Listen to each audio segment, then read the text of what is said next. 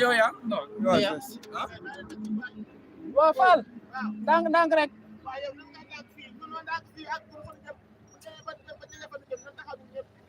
Sek waa foofu ñoo pareegul. Waa demal bu indi jiitu. Ya wala yantu andi.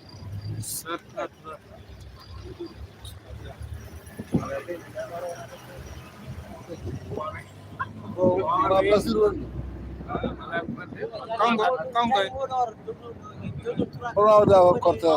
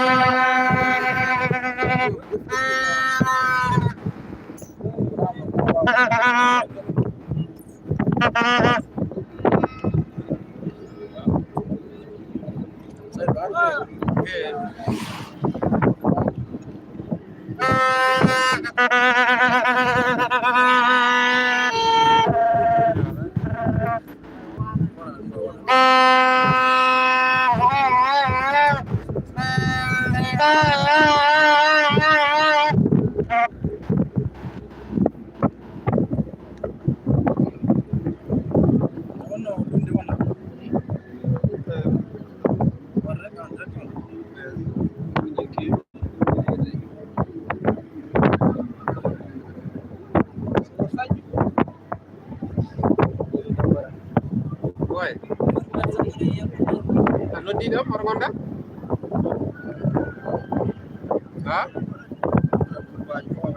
ha yeeyi problème ɓoole table ɓay alwar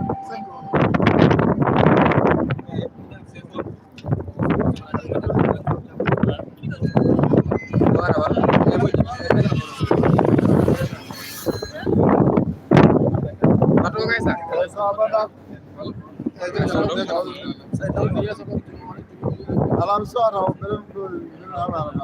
io tongo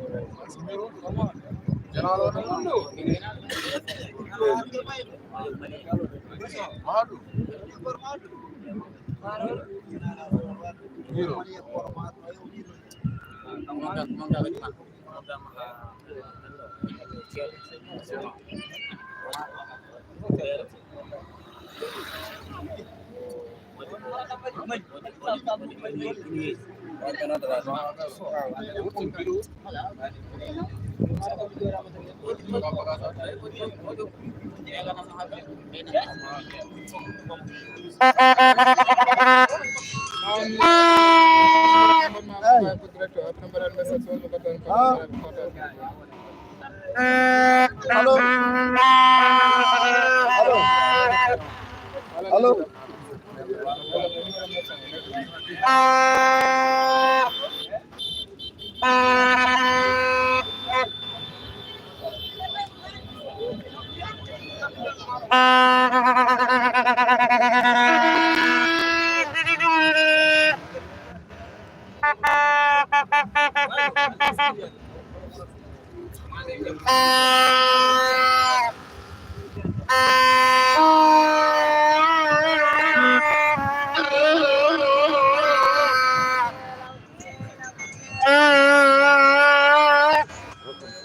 Halo. Halo. Halo.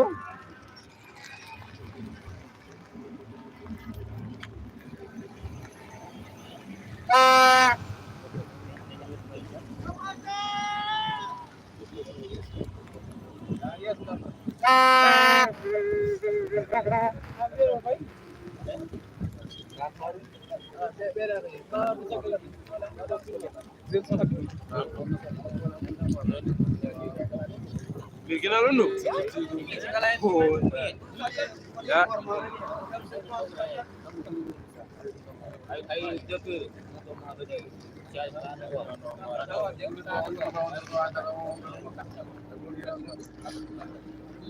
Mun mir gina.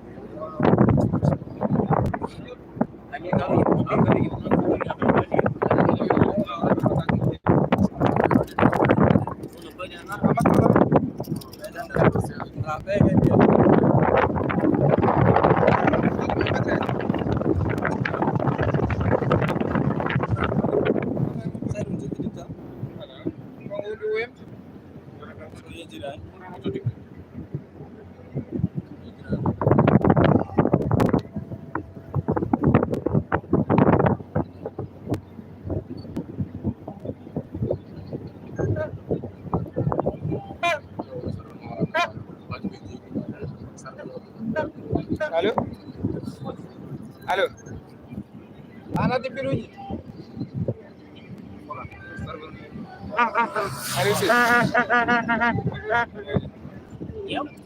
Aja dulu. Ayo aja dulu. Nanti kita ikut aja tidak. Tapi kita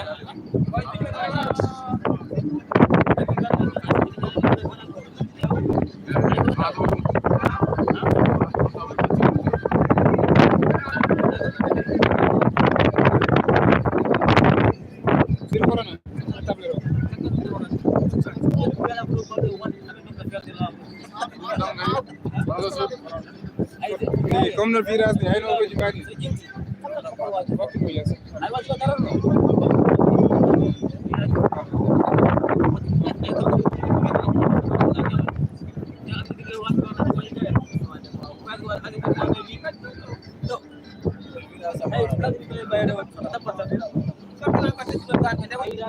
bata boy jino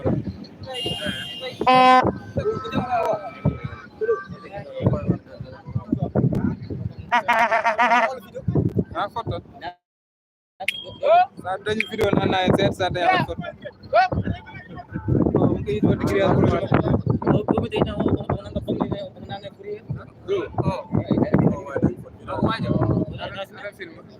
lelno sur caméra o setan vraiment utiliser ko lelno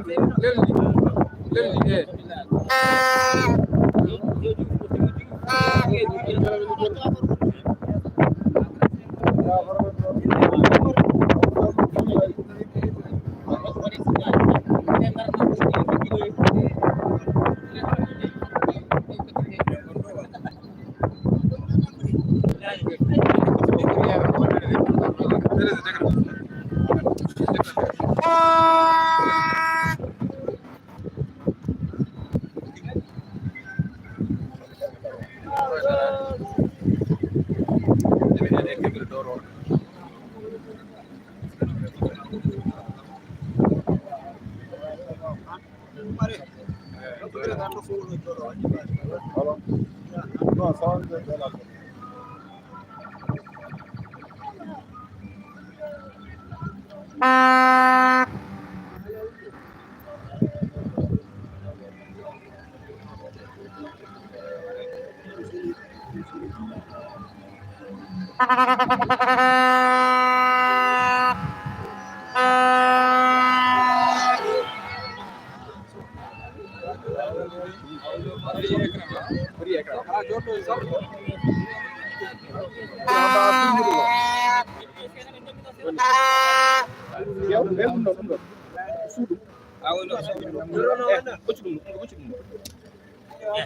suuree ɗum to kam mbiyata koye suuro mbiyata yam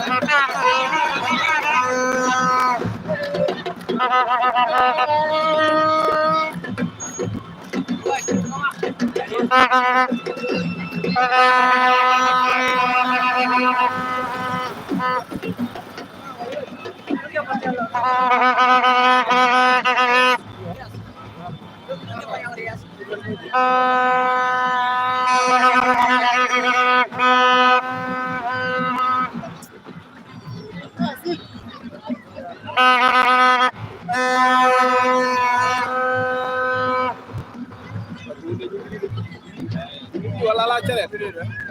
wala hu lampo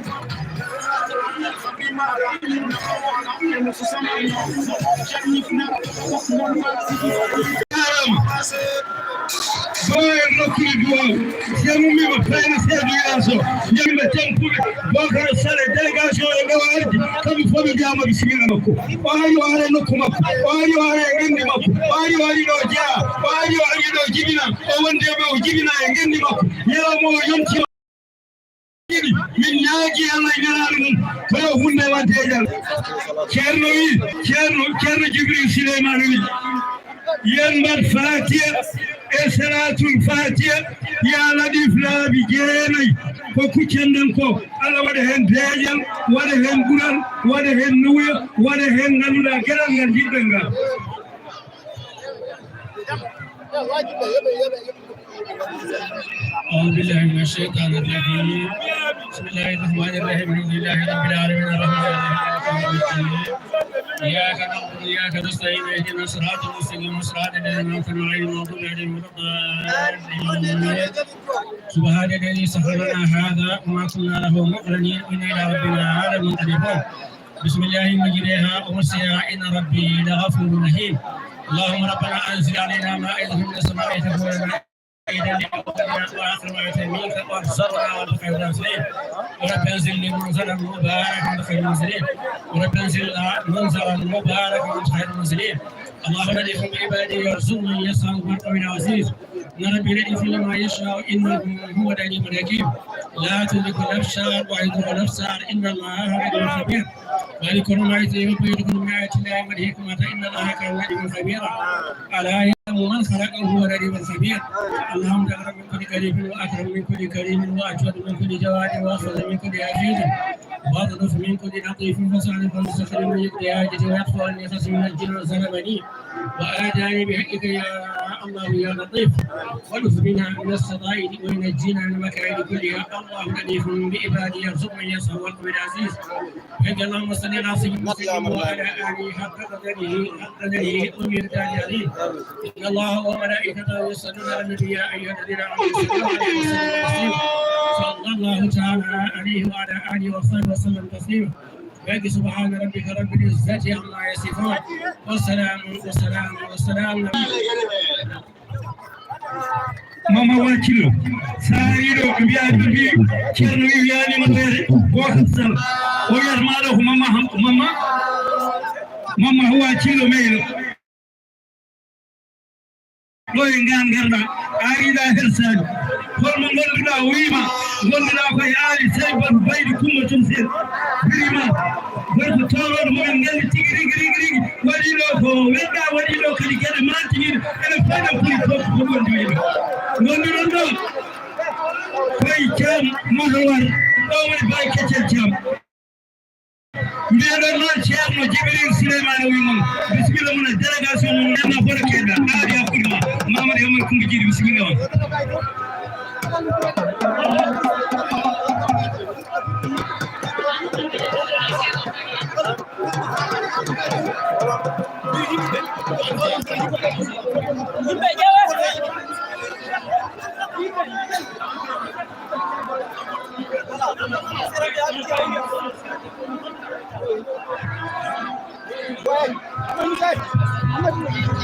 oui ɓe mbinoɗo ɓe kucciri golle kono wi so teede yanama o yala sago haala o so teede yanama o wi hamme warani o wi hamme warani o wi ndaw ko haalani o wi ko mamma huwa o wi so noddama ɗo aliyaw noddama ɗo o wi Basiru arga dala jaaraɗo noddama ɗo o wi yaadi mabɓe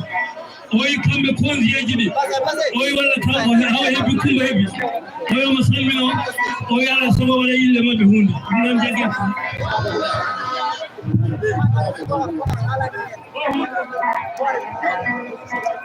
assalamu aleykum bandiraɓe on calminama assalamu aleykum onon wonɓe ɗo e nder piston kala mo ganduɗa ala programme o joguiɗa ɗo guila e jaare programme hay mo jaɓe programme won feere jalta bool par ce que ne wona ɗum tani min ɗo mbaɗe feere jalton bool ɗo waɗa ari e seeɗa yimɓe mbawa liggade programme mbaɗe feere kirindire aussi yimɓe mbawa liggade par ce que wonko addi min ɗo wonde il faut yimɓe kirindira yimɓe mbawa liggade e calawnaɓe on mbiyama aussi bisimilla moon aussi vraiment min beltima calawnaɓe bisimilla moon vraiment min beltima onon arduɓe maître Bakar Sambé on jarama ene wonde notre frère Moussa Aliaw le président du mouvement Aliaw donc on mbiyama bisimilla moon fakke yimɓe on jarama noon on jarama Allah jarama on jarama donc aussi ko woni ɗum ɗon ko jiɗɗen ko huccande programme on mbiyama kadi yo yimɓe keɗodiri kokkodiren haqqillaji mbiɗa wayno koko yiiri donc imam hokki paw ene wawi hanki haalade si amino ko ndi o yaari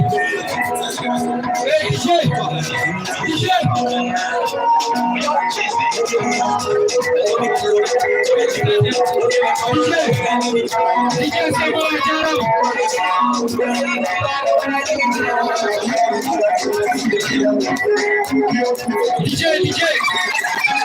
DJ Sabo jarama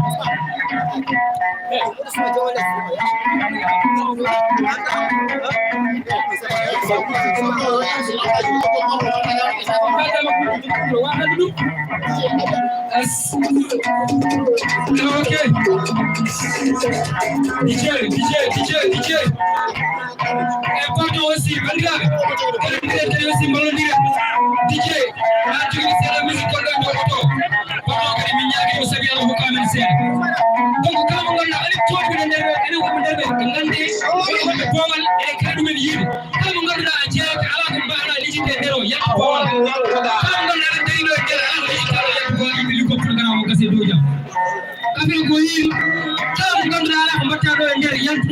Bousso fa Bol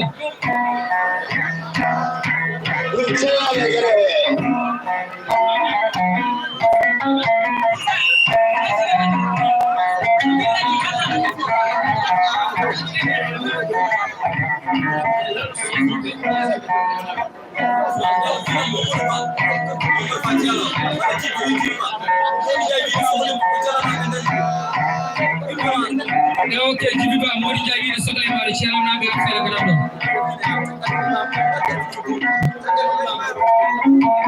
Okay, gila check the giveaway.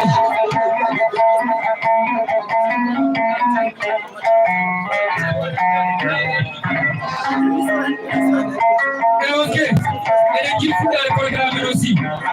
Donc on a Bamen Babo Paul aussi on hokka kondol on hokka kadi ganduɗa hoore ma hono wonde omo foti hokkude seeɗa e notre père Bocara Sall e bismade ɗum ɗon ni nane en kaldi en famodiri mbiɗen so tawi seeɗa village haali programme uji ha woddoyi si ha heddima notre père Bocara Sall ene haala kanko bamen yala bolo après o waɗa feere o bismomo o wawa haalde kanko notre père Bocara Sall donc mbeɗa sikki o daroɗo haalde ganduɗa hoore ma yonte e wonde Bocara Sall ene haala après nde hoddude fulɓe waɗede blanchir eyi ko ɗon jiɗɗen yaltirde so yii ha gandanɗama heddima mon Bocara Sall ene haala hoddude waɗe blanchir joni eɗe wawi darade après yimtuɗo e programme uji men par ce que o yii ok ko wona ɗum ɗo chef de village de Ngane kanko mo ganduɗa hoore ma kanko ekkitti kanko woni mo ganduɗa hoore ma kanko totto e konngol kanko drogal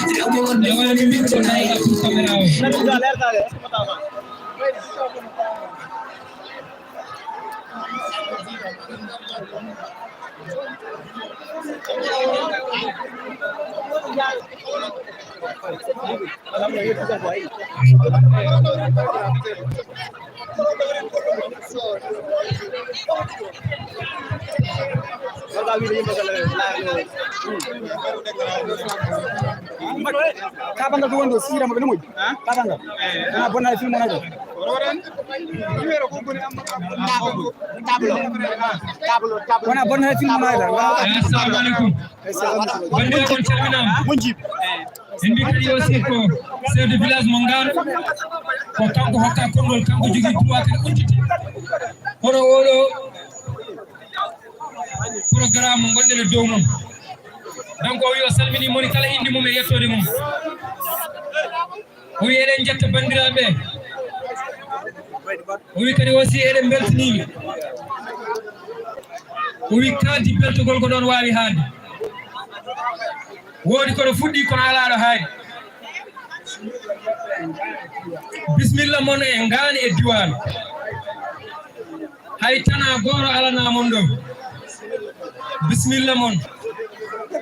ko heddi ko wottara en o wi ɓeydi men weltade fof ko Ngane e diwan jaɓɓiɗo ceelaw e diwan en jum e diwan ede diwan nammarel e diwan gamaje e diwan en mbiɓe kamɓe fof bisimilla ko ardi ko fof eɗen jetta Mama Hawa Cillo Meylo Salaw Adama Yero eɗen beltanima Mama Hawa ko ɗo jibina ko ɗo mawni e ngan so addiɗo programme walla addama ɗo e programme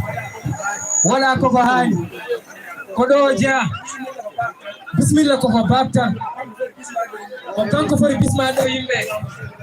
allahumma salli ala seydina Muhammad e ok so ɗum yawri eɗen paye conseil ono Baydi Diaw conseil Baydi Debore Diaw conseil Ngane Diwan ayyama bisimilla ma di kuɓe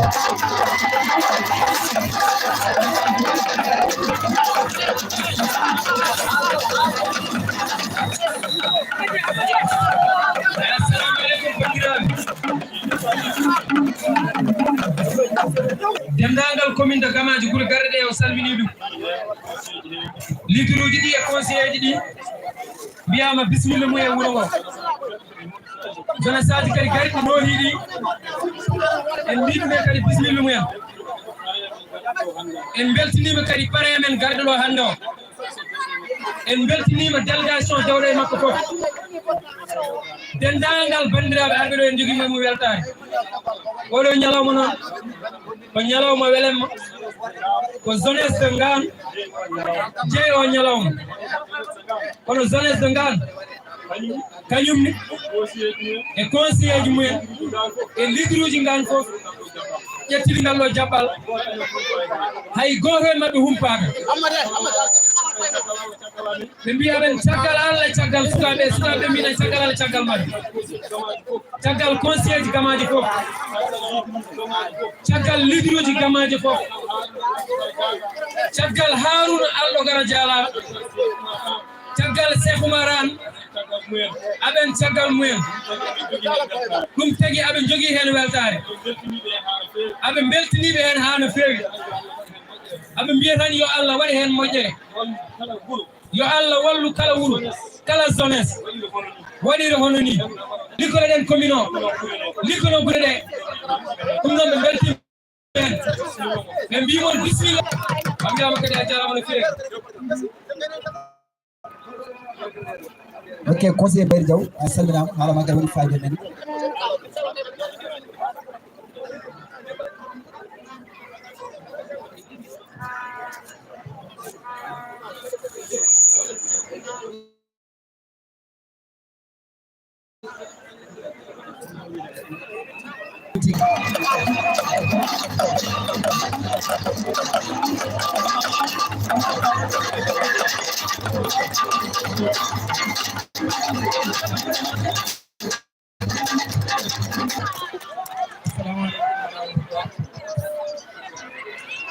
bandiraɓe min calmini on goto mon kala ko ɗiɗi e tolni min ñaguima on yafuya kadi min mbi on bisimilla on e wuro en gardini calminade ɗi monsieur le maire représentant maire deuxième adjoint au maire en calmini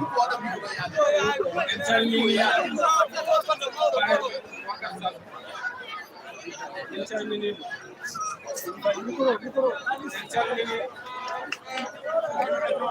micro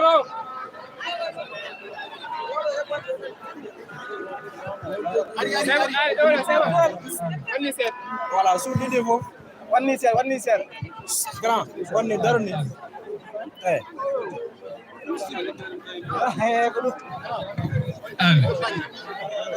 eko wona ɗum ko en calmini liɗiraɓe ɓe fof en calmini Bassirou Alɗo Gara Dialano on ɗo e jonde en mbimo bisimilla e dental ngal o wona ɗum ko en calmini dendagal responsable uji waalo fof monsieur Ali Awlal o sen kalimo tan gasi cagani ñalawma hande o e holko jiɗɗi hande ni ko AJDN association des jeunes unis pour le développement de Ngane ko kañum ƴetti initiative wonde neɗɗo goto ngam liggade ngam naw jiwa ɓe mbi fala bare ngam halfeji ɗum koye men nden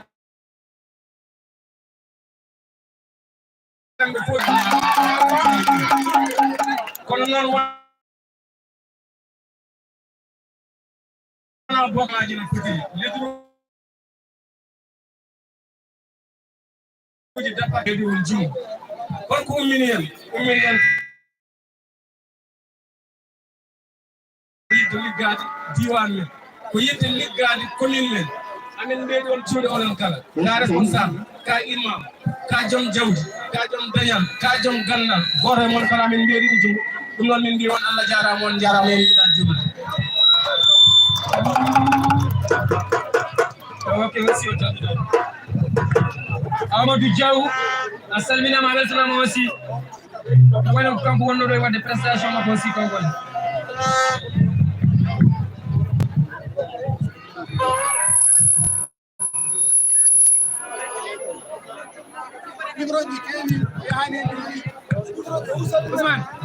Ousmane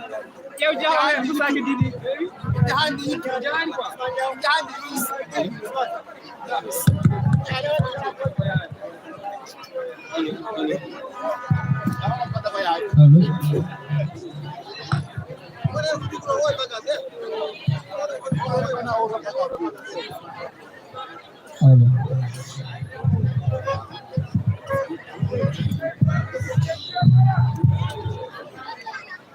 ok aussi so ɗum ɓenni eɗen nodde directeur école primaire mo Ngane monsieur Aw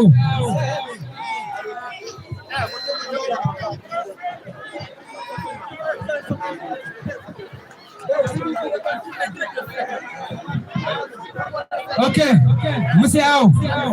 directeur de l'école de Ngane monsieur Aw ko kanko woni représentant de tous les directeurs kanko woni feere wara ko hokkiri enen kanko ne ko jogi monsieur Aw le directeur de l'école de Ngane o wiyama bisimilla makko yo ara kanko ne woni ko weddi hen seeɗa e aussi enen gandi eɗen jogui kadi école aji goɗɗi nanɗo e diwan o mais ko kanko tan waɗa représentant mo ganduɗa kanko haalata e dow ille kala mo ganduɗa hoore ma ko directeur ɗo e nder diwan o ok monsieur Aw ɓe mbiya arani donc mbiɗa sikki o arani kadi ala représentant mo ko goɗɗo garɗo donc en jawtat directeur école mo Beylane directeur école élémentaire mo Beylane tade monsieur Awla ɗo monsieur Koli e monsieur Koli ɓe mbima yo wat feere ara woto ko weddi hen kanko tade monsieur Awla ɗo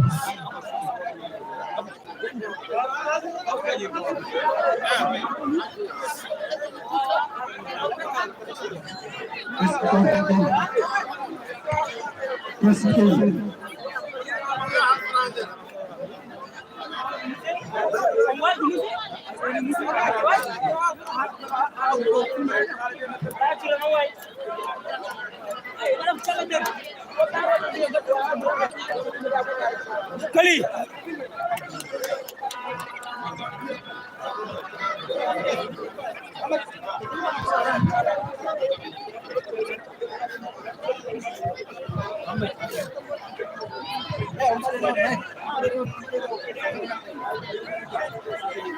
Assalamu alaikum wa rahmatullahi wa barakatuh.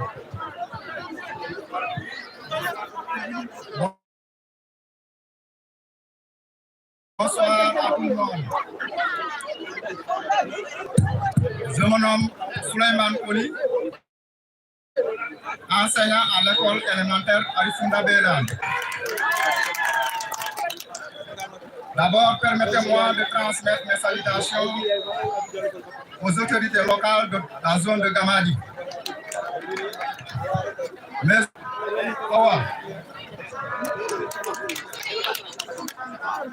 Permettez-moi aussi de saluer le chef de village de Ngane et de toute la zone.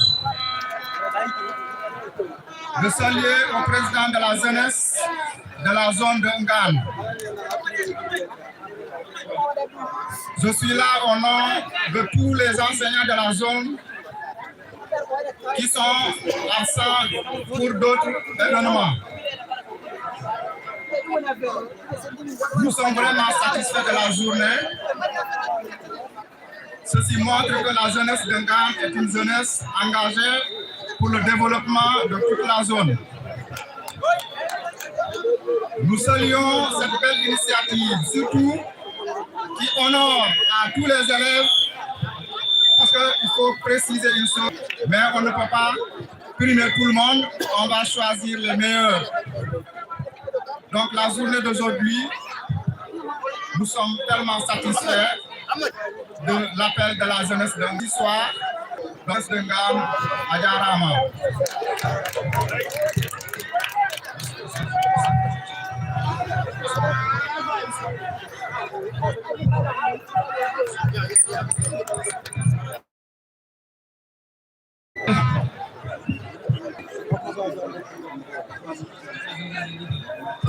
Ok, Meni, elle pas les représentants des leaders. Ok, elle note. On a Hamad Cham.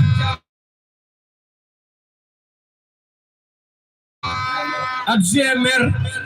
commune mo Gamaje Sare. Hamad Cham, elle faut les gars Hamad Cham. To halwar. Oui, ama bismillah mako.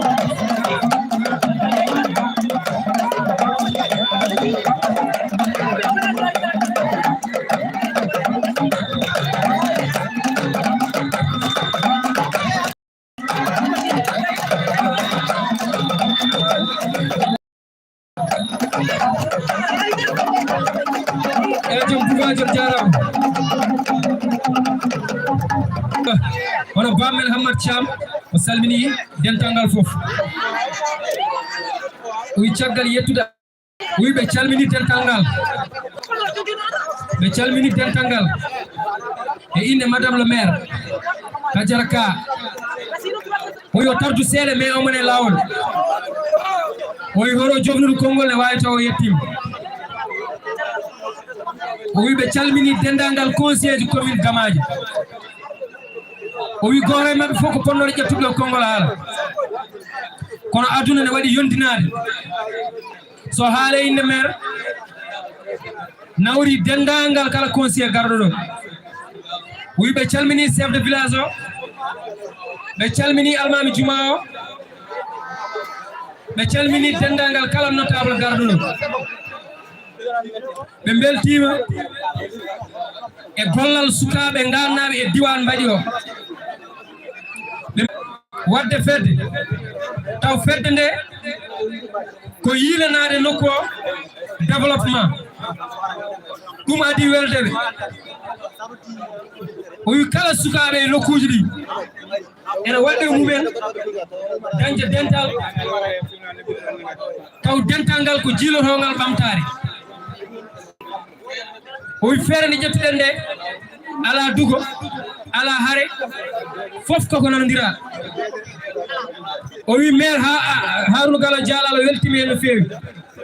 ɗum waɗi o sembiniɓe kala haaju moɓe jagguno yoɓe garɓe taw ko teddinde hoore mum gan kadi aussi yo yettu hen Allah won waɗoɓe programme baɗo ni taw so jiiɗi ƴettude teddugal mbaɗa parane neɗɗo ma yiiloye enen noon yen jettu Allah en dañi wadde ko wayni ƴetten teddodiren koye men kadi ko bawɗo ɗum ko gandanɗo ɗum en teddodiri Bocara ko ɓiɗɗo gannajo kono en teddini commune Gamaje en teddini nokku o foof saabu Bocara wona ngan tan jeeyimo wona commune Gamaje tan jeeyimo wona département Podor tan jeeyimo ko neno aduna fof ko nehiɗo ko teyɗo ko joguiɗo jawdi makko o waɗiri sabel o wi ɓe kaldani ɗum pour omo jooɗi taguimo haalde ko andudemo woni haalde ko haalande anduɓe ñalawma o kadi yooɗi kadi no waɗi ni yooɗiɓe yooɗi commune o ko heddi hen maire ene wasio enen sukaɓe miijiɓe ngal ɗo gollal jongal nawren ɗum e département Podor fof eɗen gandi wonɗo paaɗen joni koye parena élection yakora koye men enen sukaɓe ngal ɗo gollal ngal mbaɗɗen yo ngal won fuɗɗode so yew Allah ko nafaani nokku o hande woni darde makko jamma e ñalawma to Amadou Ba yaw premier tour monsieur le maire Harouna Gallo Dialal ko ɗum woni darde mum jamma e ñalawma yakora koye enen sukaɓe ngal ɗo nanodiral ngal mbaɗɗen ndeɗo feere nde ƴettuɗen aɓe jogii yakar maɗum law e Sénégal fof ha Amadou Ba yawto premier tour taw ko enen ngani e diwan saabi ɗum o wi konngol makko koko fonno wattindade kono eɗen jogii haaju to halwa to eɗen jogii sunu hono jinnaɗo men ene sanki toon ɗum tagi en jiɗa ɓoyde ɗo eɗen tagi haalde joni kono ɓe beltima en ɓe jetti en ɓe duunima en ɗum ɗo kadi yo juut yaara yeeso Basirou Gallo Dialal mawɗo men ummi ko gila nammarel ha ɗo nanɗo wonde men sa wi Basirou tan a wi Harouna wadde Harouna nanɗo wonde en sa wi Harouna a wi Bocara Sall sa wi Harouna a wi Alaji Aliaw wadde fof ko Harouna ɓe beltinima men o wi kala ko wañi haala ka kodi eɗen jaɓa eɗen jafono wonno neɗɗo timmani noto père Hamma Thiam to halwar o jarama haala makko kadi aussi waɗi fayida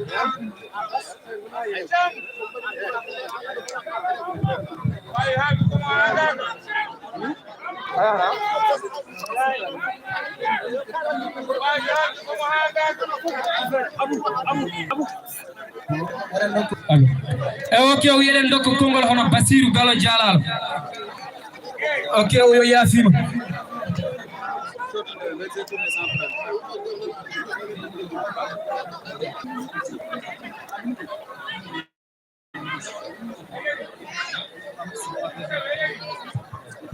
ok bandiraɓe so tawi ɗum ɓenni eɗen paye hon donc o wiyama bisimilla makko yo wat feere wara ɗo elle o daro o waɗa hen ganduɗa hoorema hono prestation makko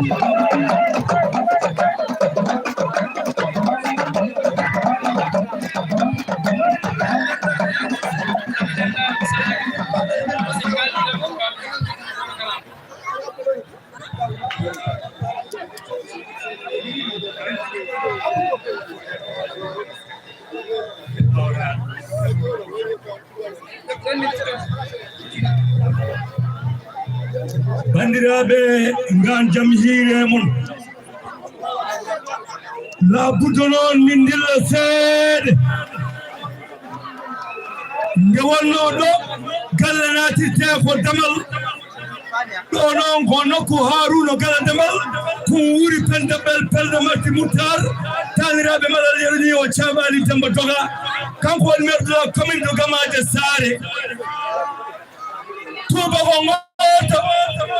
ko kanko jogii ɗo ko hurum makko o nokku makko joni noon ko jam si jam Bougar jam hamme misin hamme Habib Ballay bobo jom jamanu mo julledi amen kuccidira tanum tagere Birombañu sargan Birombañu ndungu Birombañu Kerol Birombañu Pabrel Birombañu e Gilli Birombañu amen kuccira moƴƴo faari banel huray altine buubu Dawa Gallo hinnay ko yumakoro Polel Diawɓe amen kuccira tan Samsidine Ibnu Yaya Bunal Kabir Bun Mouhammad Bunal Galgami dañi tegani Jamsi Doga Jamsi Imran Jamsi Ali Jamsi Ridwan Jamsi wiide Aliou Nafoore mere wiide Aliou lamɗo reedu wiide Aliou gaɗi ɓuuri yaware directeur école 6 mo jammel saare wuro lamɗo reedu tettuɗo tettinowo joom gueɗal mo Say Oumar Abdoulaye Malick Ismaïl Amadou Hammad Mamadou Diagne commune de Ndioum min mbima Seydi Sy. Merci Abou Diop noon a jarama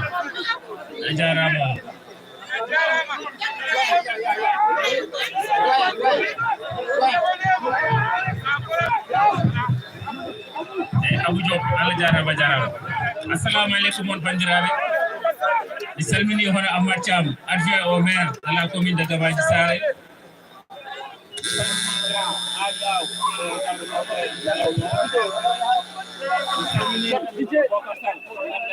ɗon parrain o manifestation mo ganda son kaali haala développement on gari haala makko ɗo vraiment ɗum waɗi to haali ɗum waɗe place mi salmini aussi dendagal sukaɓe gannaɓe dari wadde o programme yiɗi jiɗi ko ɓamtude ngan neɗɗo ɗe so wino ɓamtugol mum kala foti darande foti wallede mi salmini aussi dendagal animateur uji animatrice uji radio Gatamara FM arɓe tawtorede oɗo ñalawma so ɗum yawti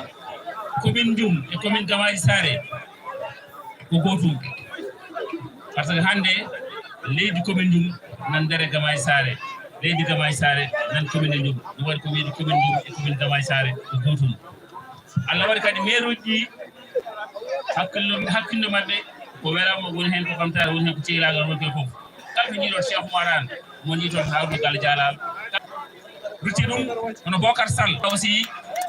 directeur exécutif ONG Demgalam mo ganduɗa ko ONG gonɗo Dakar ne liggono woɓɓe hande o ari ɗo e nder Fouta omo liggono Fouta omo liggono département Podor kala ko dañi o département wurni kala ko dañi oɗo waɗe département o hande o mone kolaji o mone guese ala fof ɗo ala radio Gatamara tawa o hande ene fo eɗen dandiri kumpo iwi ko sababu makko wadde radio wari donc eɗen juuromo commune Gamaji wa ɗum nawde Thiel radio ko radio mumen jaggi radio ko mumen par ce que jaggi Bocar hay ko kay so wawi fof ko jumo jeeya kondumaji so ɗum yawti vraiment ko weltare tan weltare ƴettude konngol e huccidirde moon e haaldude moon vraiment onon gannaɓe yo Allah nawnu mouvement o kadi mouvement Aliou gorko mo pattude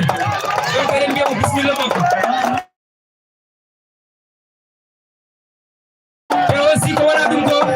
en mbiyamo samedi inchallah rabbi mo jogiɗo tan ko mawɗo pattude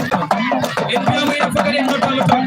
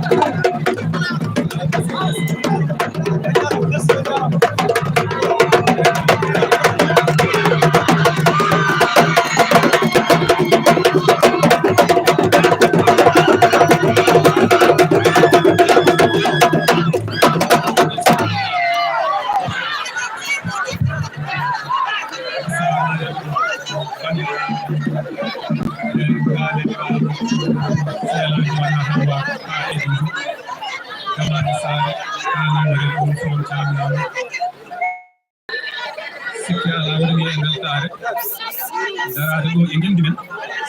darade ɗo e wuro men darade ɗo jiɗaɗen ko jiɗɗen eɗen kaala Bocara Babaye Sall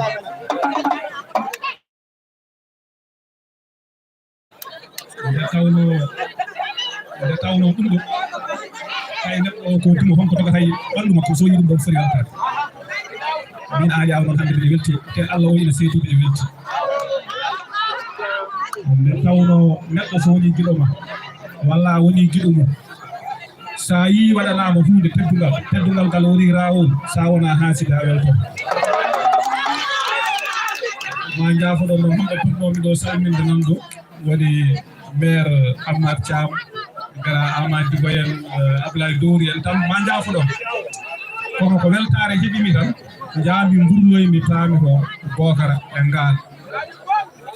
nde tawno kanko Bocara ko ɗo mawni e ngar ko ɗo waɗi carrière makko ngane ceelaw hay hunde ala ko serɗi enen so sukaɓe men woni sukaɓe ngane diwar gure men ɗeɗo joyi ɓe ƴetti hunde ɓe teddiniri Bocara Sall Bocara Sall waɗi mobilisation pourɗani ari tawi men ɗo Allah ene seedi eɗen belti kadi sukaɓe ko onon ɓamtata diwan o ay minen carrière amen koko gasi kala ko min mbaɗanno min mbaɗi oɗo dariɗen ɗo ko ɗo min juwanno football ko min wonno numéro 9 ngan numéro 10 ngan nana Ablaye Dowo e Mamadou Ba en kolon jameya kono hande mataw hay ton paasi amen bal min mbawa wadde contrôle firti ɗum gasi ɗum noon so sukaɓe men mbaɗi oɗo galɗo dental teddiniri goto e leader aji men woni Bocara Sall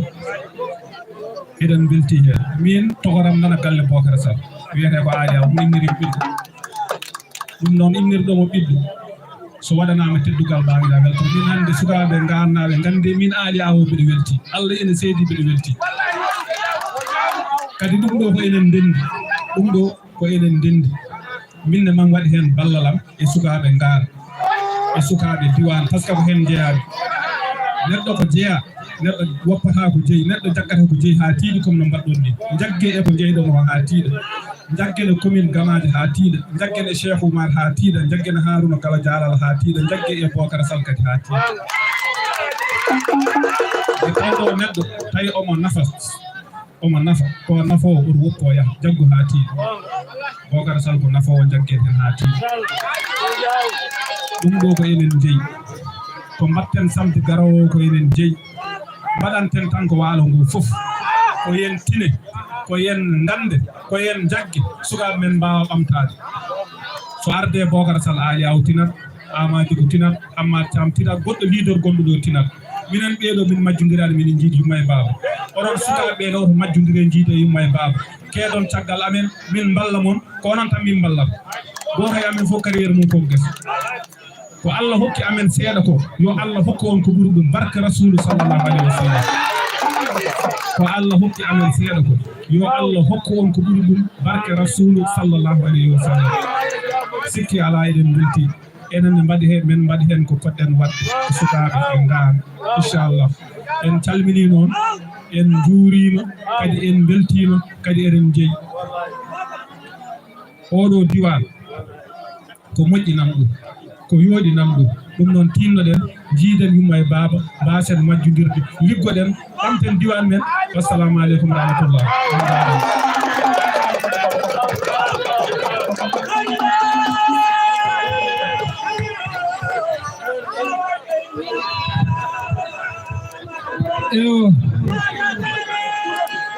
Monsieur Aliaw, le président du mouvement Aliaw,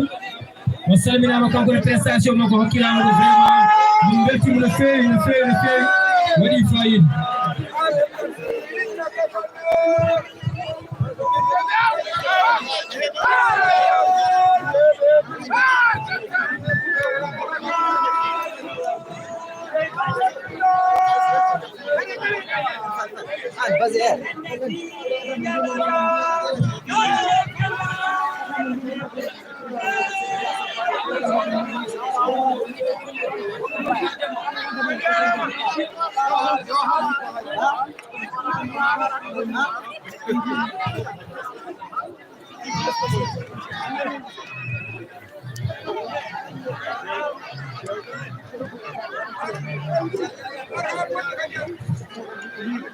eɗen ɗaminnoɗu menen fof kadi so tawi tan neɗɗo waɗi ko wawi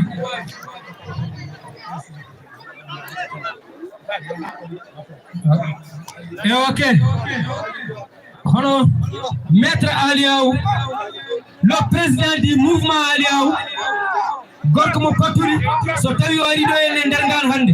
enen sukaɓe en mbaɗi organisé en teddini Bocara Sall o ari o arde makko ene yooɗi mais so ari kadi o darimo haali ɓeydimo yodde omo wano haaldano hoore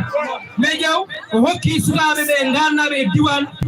ujunnaji 20 CFA ƴee ɗum bettani men eɗen ɗawinno ɗum omo wowi ɗum wadde kadi seydi aw o jarama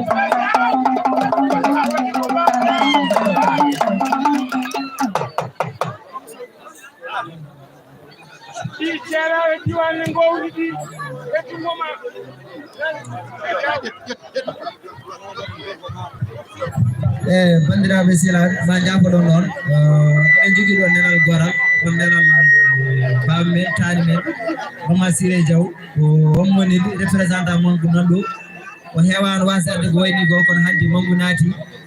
nelaɗo makko nanɗo a wiyama bisimilla ma a rokkama konngol dow inde Ngane Diwan Mama Siré ko neɗɗo mo ganduɗen neɗɗo mawɗo tedduɗo kono hande ronkiri dayani arde représentant makko nanɗo a wiyama bisimilla ma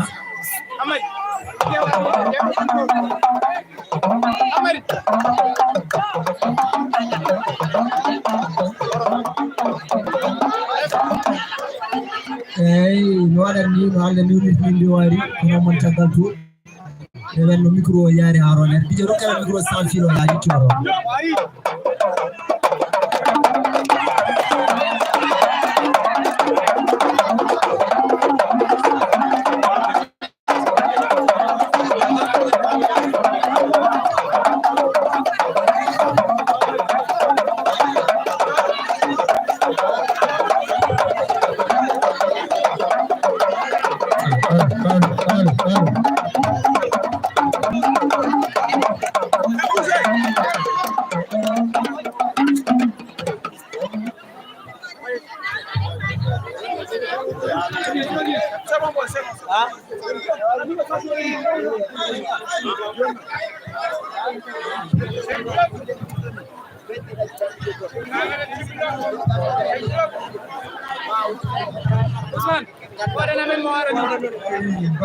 assalamu alaikum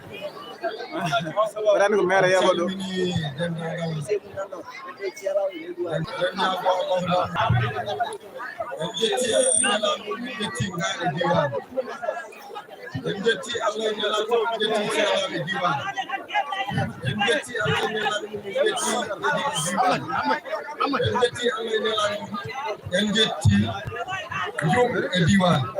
Enjetti Allah inelaɗo mum en jetti gueɗe sañce balla gueɗe village e diwanu en jetti kadi halwar e diwanu ceelal rewo e worgo salminama juurama bandiraɓe de village sabbo Allah wimon o salminimon kaɓe gannaɓe rewɓe e worɓe zone Sigan o wimon ko woni ɗon ko yo Allah waɗi hen barke yo Allah rokku on naftorade ɗum ko ganni ɗon hen ko yo joofe dow jaam e cellal ene wayno tuggude président o hay secrétaire mum hay ko nandi hen fof o wimon tinnude jaggodiron gonon neɗɗo goto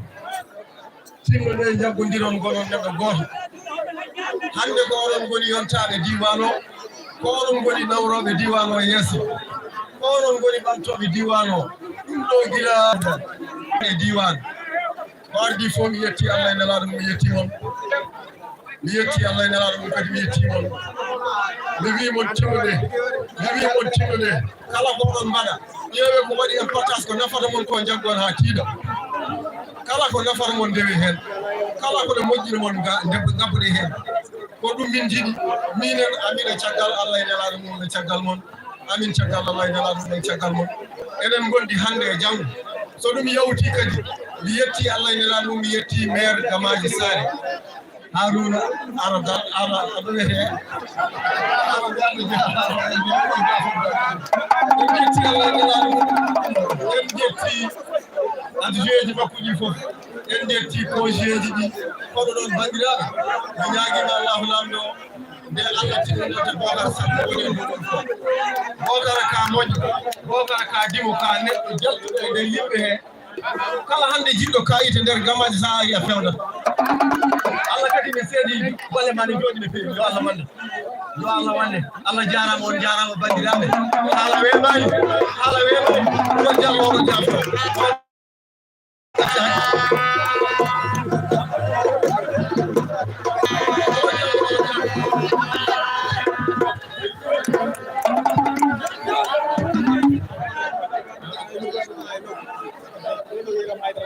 ok bandiraɓe programme men sikki ari ha heeɓi ɗo taw wona e gure men joyɗe kala wuuro argoɗo hokke konngol mais ɗi fuɗɗade feewi no feewi beela rewnaɓe kadi aussi kadi ko non be biyama kadi bismillah maɓe no feewi anda Mauritanie kadi wiyama kadi bismillah no feewi cal masima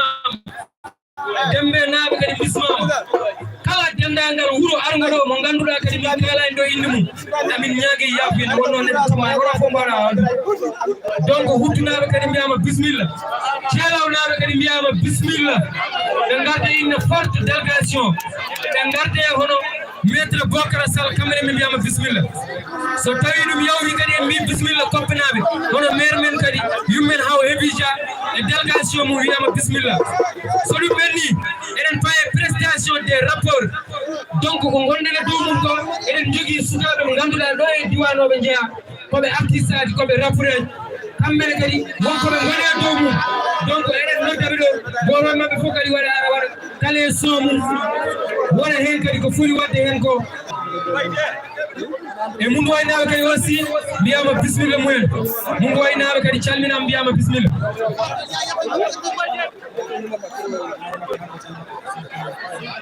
sappolinaɓe mbiyama bismillah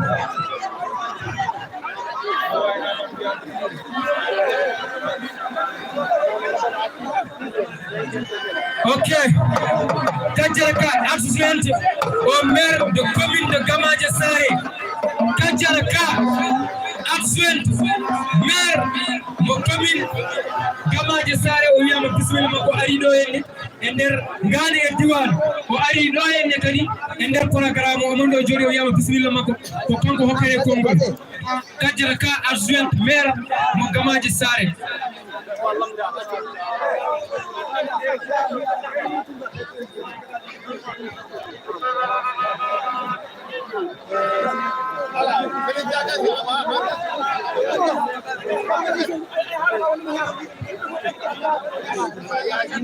ok Kadjaraka adjointe maire mo Gamaje Saré wonde en jawtat e prestation des artistes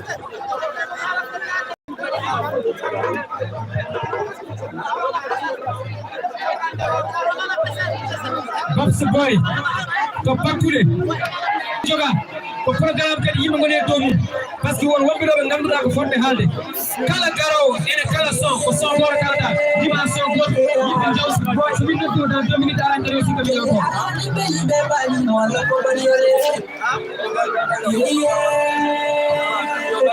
Babs Boy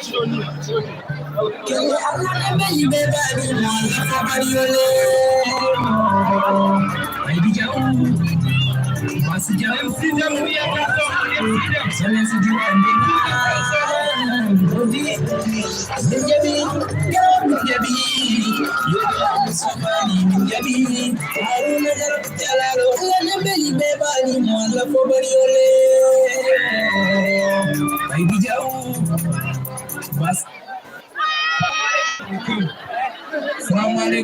alaikum wa zone se diwan dengan jauh zone se diwan dengan odi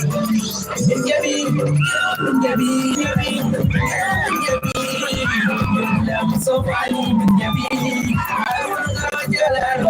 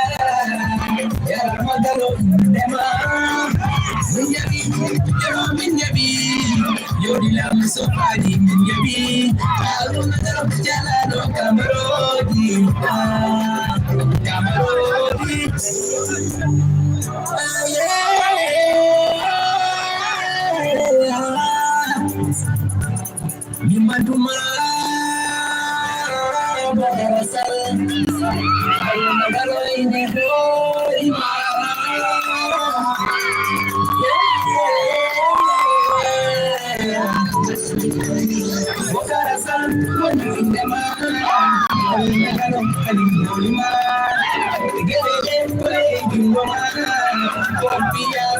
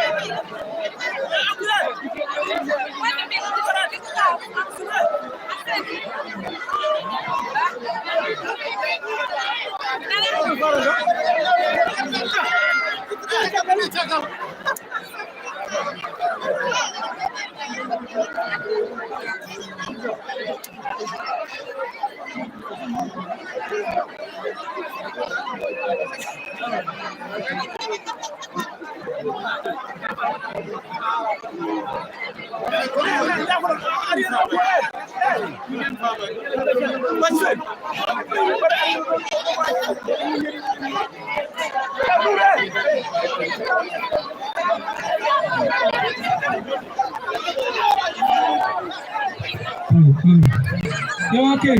salut Bendi Eden Diop. DJ micro ji micro. Salut Bendi Eden Diop. MC Dem.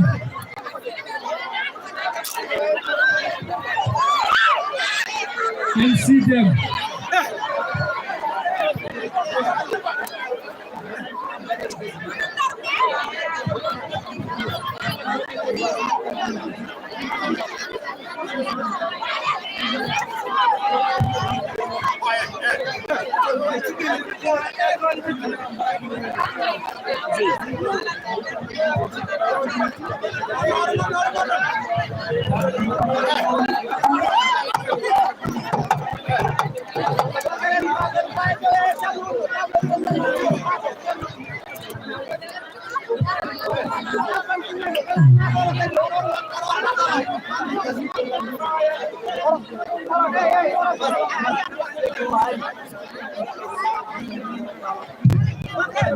MC Dem Umar, kamu Ferrari, jauh zone.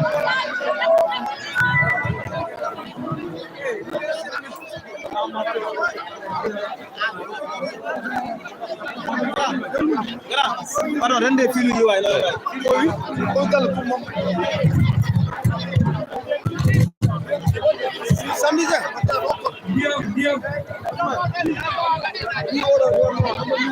Diam. Arbe.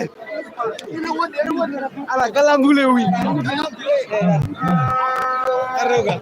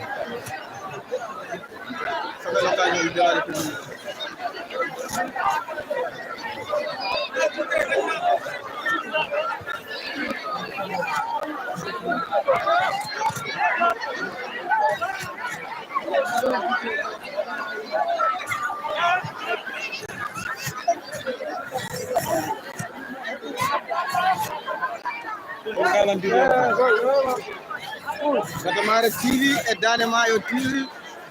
Allah yaadib Gatamare jibini Danemayo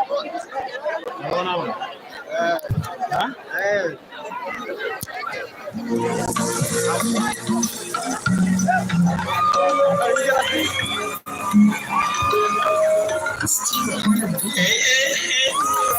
Ainsi de marcher la famille. Comment si? Abu Yara Yai. La manière de voir un set, mais le temps de la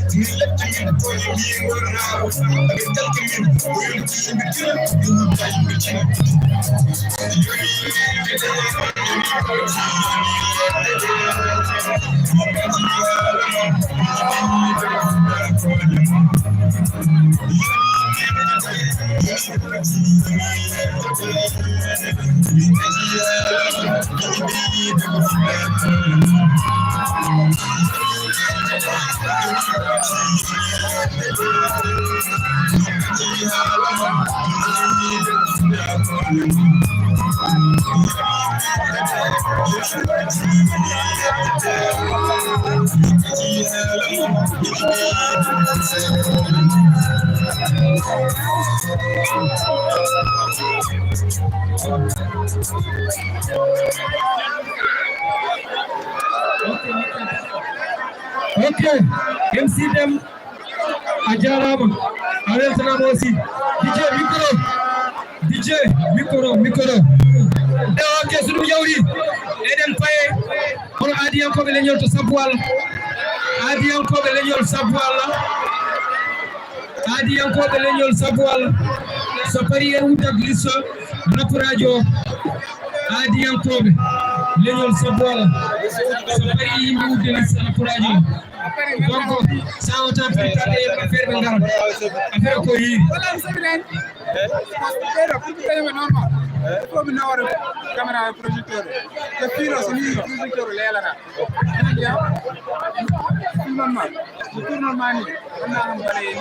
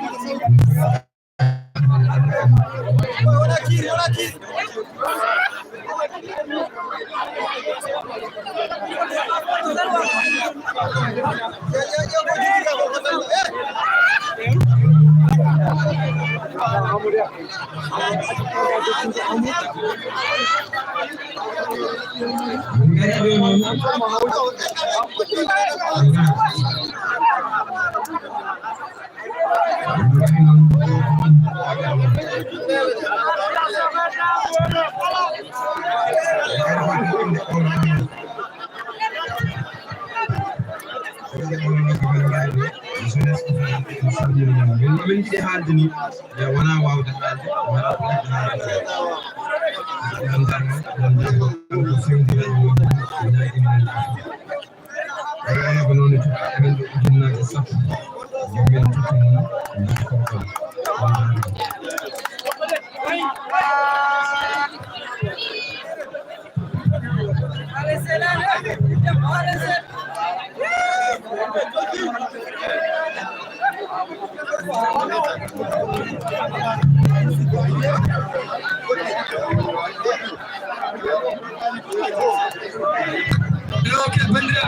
so ɗum ɓenni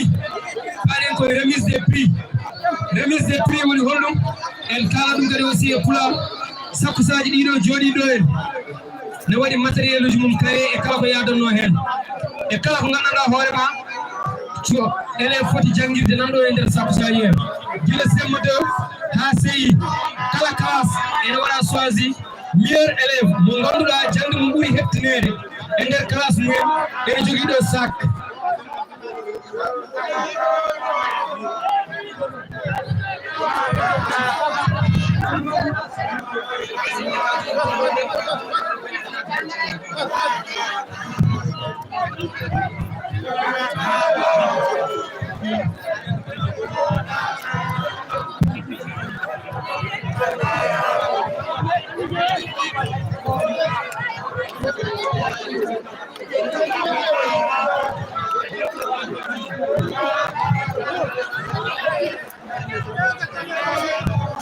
ok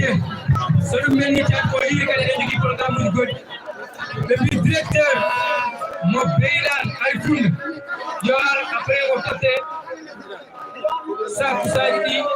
o jogo ɗum taade programme o woni koye yiide hannde yo directeur école mo ay funde beyɗan ar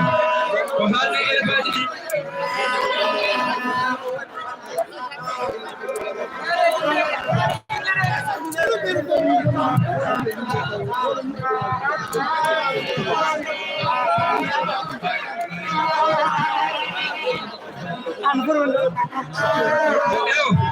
so ɗum ɓenni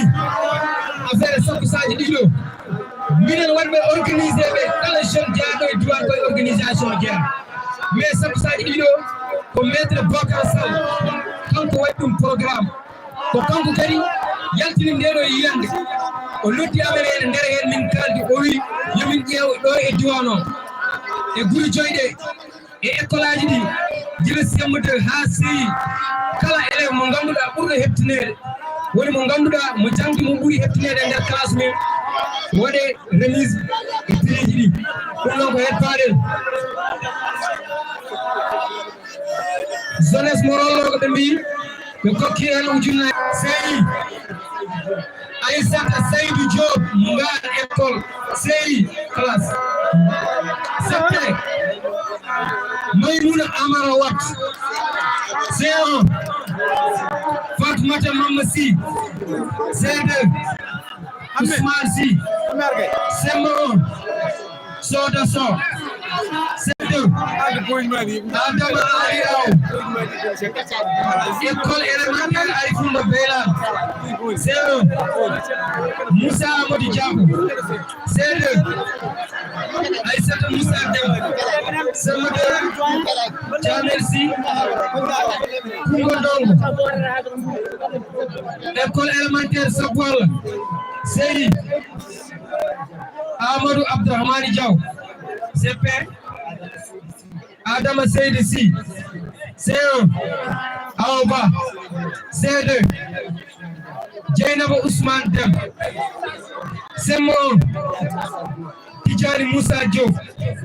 CM2 Fatmata Mamadou Dem Ando CP Ali Oumar Sy Djerebi Sy C1 Aoba CM1 Djerebi Ali Aw non foti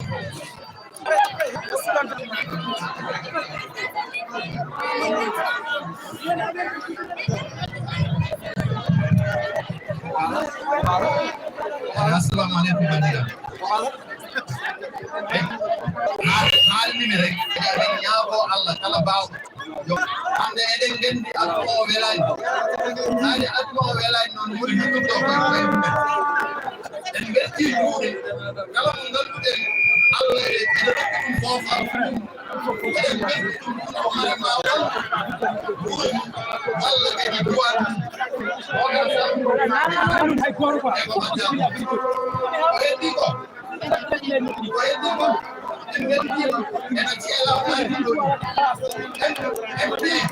beele neɗɗo metti neɗɗo ko ceela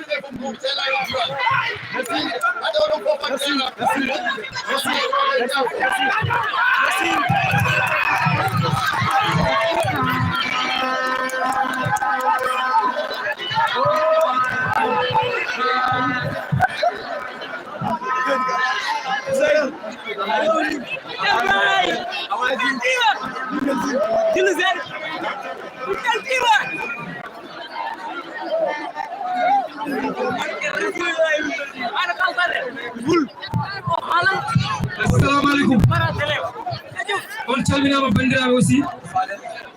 donc ko mi wonno micro central Ousmane Tounkara ko mi woni porte parole kadi association oɗo momin mbaɗi donc ari ha heeɗi ɗo kala mo mbawmi felɓade e yaafo kam e wonno neɗɗo timmani kalami tan kadi ko woni ɓerdam ko yiɗɗi wiide moon premièrement min bismima bamen Bocar Sall ene wonde bamen maître Ali Aw le président du mouvement Ali Aw on jogi lama sabal ene fokkati hakkiɗe ndama en ngara e kewal ko waɗa ɗum ko minen kamin sukaɓe mais suka so tawi a woni suka a joguima haqqille ka cukalel mais kadi ka mawɗo nde wonno mawnide neɗɗo ko haqqille ko jogani men haqqillaji tagi men rendude gonɗen neɗɗo gooto mbawɗen noddude guri ɗe mbawi adduɗo en kuccodiri meɗen kalda mumen so tawi a noddi yimɓe noon kalanta ɗumen koko leeri min rettirani ɗo hay goto pour amin mbaɗa politique walla amin jaggu kono amin mbaɗa ko ganduɗa ɓe yahay min noddiri moon ko minen sukaɓe jeeyaɓe ɗo e diwan ɓe amin jiiɗi wallede somin jiiɗi wallede noon koye commune Gamaji Sare min jeeya amin jogui droit arde e maître Bocar Sall omo jokkodiri e Harouna Diallo Dialama min mbaɗamo parrainé programme men o welto hen min welto hen min kalama ko woni amen o haalana Harouna Diallo Diallo wawaɓe lijidde min cohlani kalis min cohlani haydara min cohli ko emploi min jiiɗi ko liggade minen sonuji wonɓe ɗo e diwan ɓe min jiiɗi ko liggade goɗɗum min cohlani ne heewi souffrance amin jiiɗi wallede kala ko neɗɗo haali ɗo ko wona ɗum ɗon haalani haala ka woni hollum woni ɗum ɗo ɗomin gomin gone dow mum ko amin jiiɗi wallede kadi wawma wallude tan ko dariɗo darde nde gandanɗa hoorema to jiɗɗa dara to kanko darino kanko wawma wallude pour mbawa arde ɗon donc maître Bocar Sall ka baabi amen kadi hande ka représentant ɗo e commune Gamaji moɗum welino moɗum mettiɗumma ɗum mettani amen mais min kalani haajuji amen ne woodi ko noon poɗɗen wadde ko heddi ko beylanu rewa ari ɗo walla loko ari ɗo enen fof en gotum ñande goto yonde kala mbaɗo jogui ɗum carte mum ɗiɗen jara ɗo goto donc so tawi yeehi ha ndeɗo fedde nde mawni tan noon ko enen sukaɓe wona kamɓe mawnide fedde nde yo gonga doga men kala ke kaldi yo won gonga gande ko gonga umi men so enen sukaɓe tammi enen sukaɓe diwan ngal renduɓe kaldi men gonga ɓerɗe men ɗe yo mbaɗ gonga goto mo fof tiiɗe hoore mum tiiɗe ɗen association kala ko wona hawji men kala ko wona programme men gaccen banggue ndetoɗen jawdi programme komin cohli hen min cohli ko emploi liggade min jiiɗi wallede notre père Bocar Sall e bamen maître Ali Aw Hammat Thiam nanɗo kañum to halwar kam fof koye commune o aɓe daari ɗen korriɓe mballu men oɗon jallo oɗon jabba so tawi wonko muusi haalakane wonno neɗɗo timmade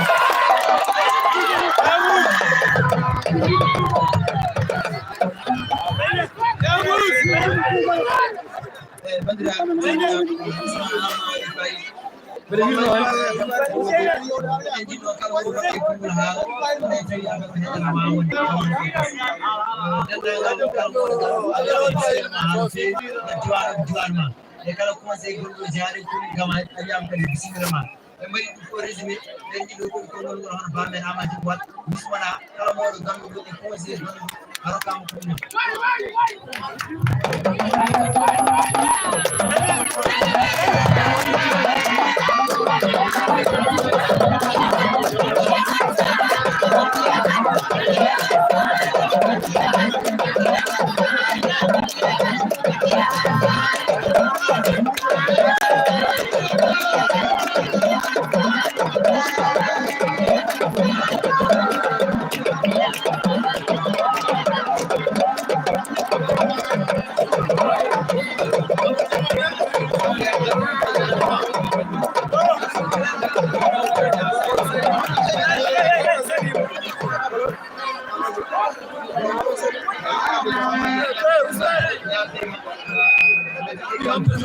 joni paɗen koye président association o hono Bassirou Diaw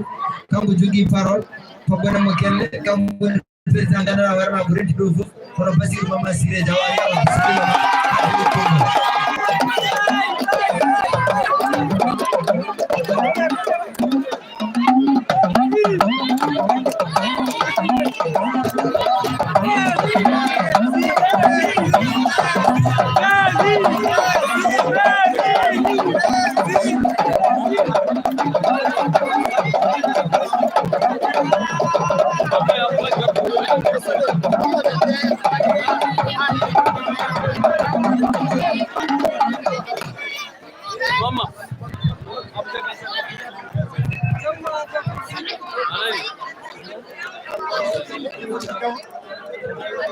Passez.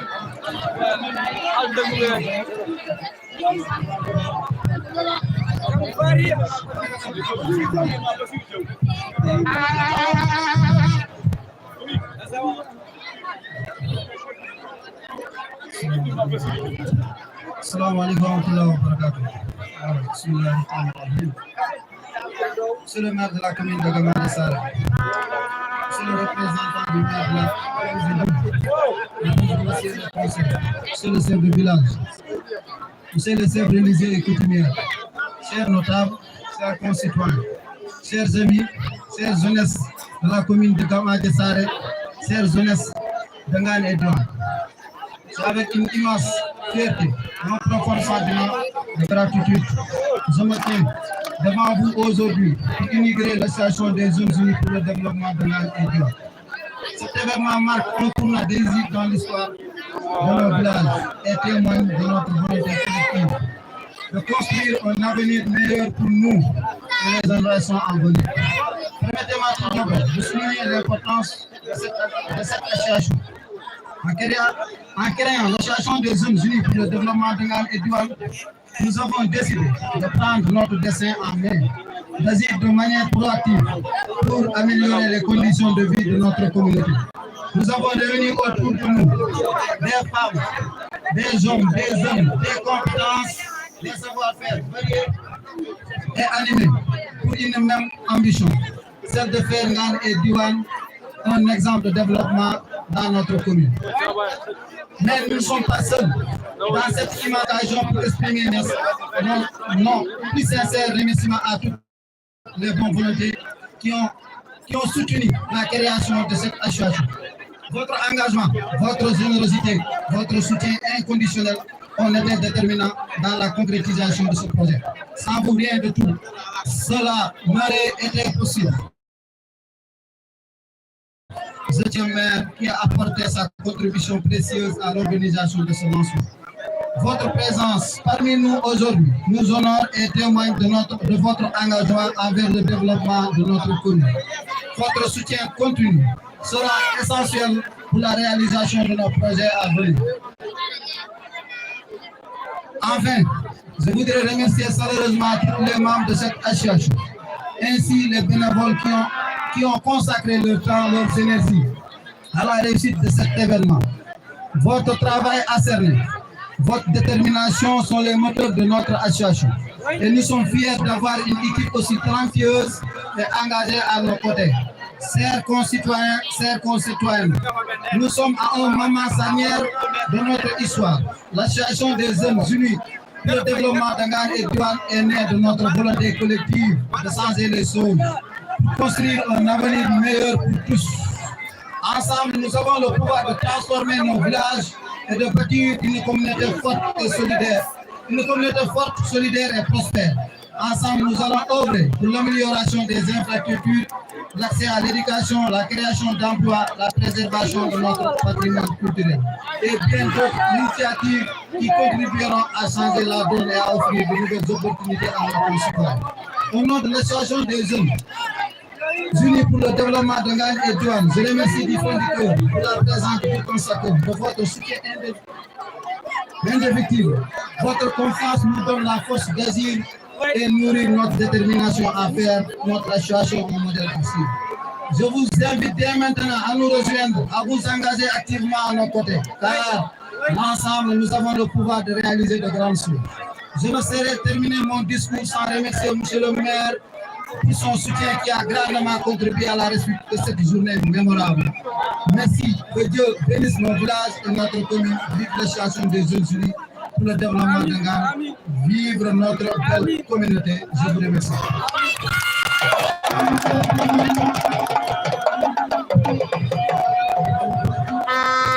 Assalamu alaikum. En français,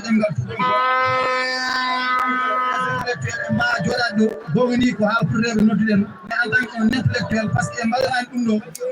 pour Ngantal et Douane, pour commune Gamage Sarr, le Sénégal, parce que la presse est là. Donc il faut qu'elle tout encore et nana pas de nana pour nana anda ko woni dum ko bari kale dangal men gal mulnga takal yetude Allah e jiddu Muhammad sallallahu alaihi wasallam en yetti ginna men idi fof en yetti zere no wonbe do be fof en yetti monsieur le maire de la commune de Gamage Sarr, honorable député Harouna Lagal Diallo Ba en yetti représentant du ministre maire ministre de l'éducation nationale maire de la commune de Dioum Dr Cheikh Oumar Anne en yetti les conseils en yetti le chef de village imam en calmini le président du mouvement Ali Aw commando Ali Aw Jodi en calmini en juurima en bettanmo hano feewi eyi en calmini le parrain Bocar Sall on nom d'engagement on nom de développement en dendi en calmini les notables gombe ɗo en calmini sehilaɓe ɓe en calmini yimɓe ɓe délégation ngaji kala ɗo ummino en jiiɗumen en calmini ɗumen en wettini ɗumen ha feewi vraiment wonɗo ko eɗen mbiɗen ni wonɗo ko association des jeunes unis pour le développement de Ngan et Douane wonɗo ko sukaɓe dariɓe wonde lang pour ɓamtude Ngan et Douane mum walla mbiyen waalo fof kañumen dari ɗo hannde par ce que no mbaɗɗen créé nde hannde en noddi waalo fof ari ɗo e lideraji fof ɗi ngari ɗo donc noon vraiment woni men weltade association o waɗira créé o daraɗe ɗo darnade Douane o ko faare côté ji fof développement eɗen nganndi santé ko foti daranede eɗen nganndi côté éducation ko foti daranede eɗen nganndi côté ndema ka ko foti daranede awa ko foti daranede côté environnement ko foti daranede wona politique kono noon mbiɗen ko développement donc développement nawri secteur aji fof eɗen nganndi kadi son excellence monsieur Macky Sall kanko ne plan Sénégal émergent o waɗi hen ko fof nani en donc en so tawi eɗen dara eɗen mbaɗa incarné voilà ɓurɗo nanen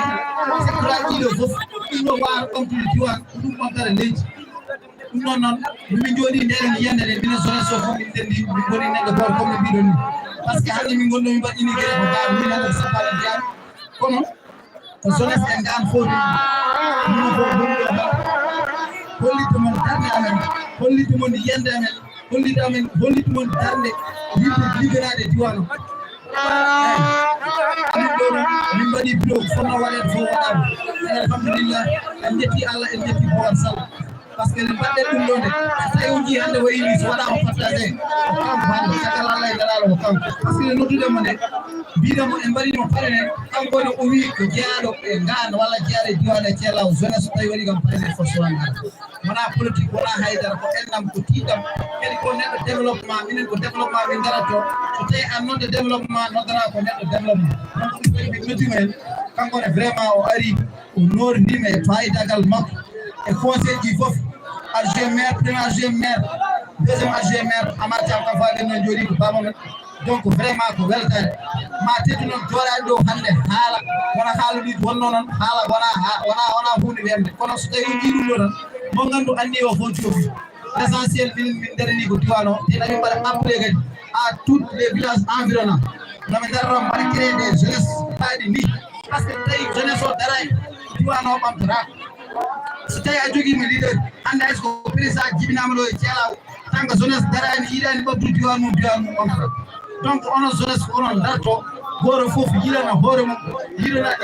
tiiɗa e galle mumen tiiɗa e wuuro mumen tiiɗa e diwan mum ko noon wuuro ɓamtorto on neɗɗo fof wi hunde jaranani kam walla on neɗɗo fof wi mi wuuram tan gandu tawi mbaɗi noon en jaara enen ko diwan o joƴƴini men ɗo ko diwan jiɗɗen yo ɓamtu so tawi ari so yaaji enen fof en kaƴat hen kadi eɗen gandi ko dental tan woni doole français haali ɗum c'est l'union qui fait la force donc so tawi union ala doole ngalta a huleraki a horƴataki a dañta gueɗam donc so tawi ɗum noon leeri hay ɓuleɗen mbi noon ko dental woni doole donc en dañani ko ɓuuri dental en dañani ko ɓuuri dendude donc minen ɗum tagui min jii minen gaari e diwan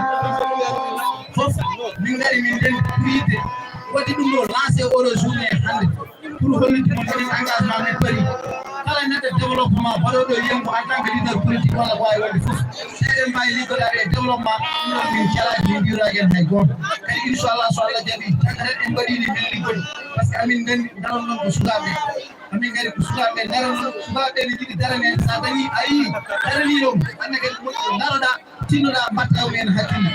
en dañani ko ɗum ɗiɗo lidiraji wonɓe ɗo kamɓe tan ɗum sen dañi ko ɗum ɗumen taggen foto kamɓe gonɗo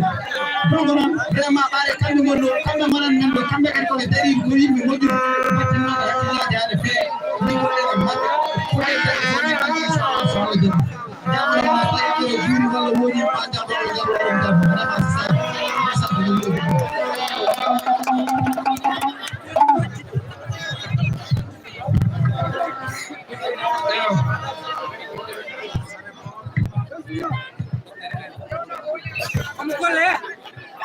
Mamadou Ba Thielaw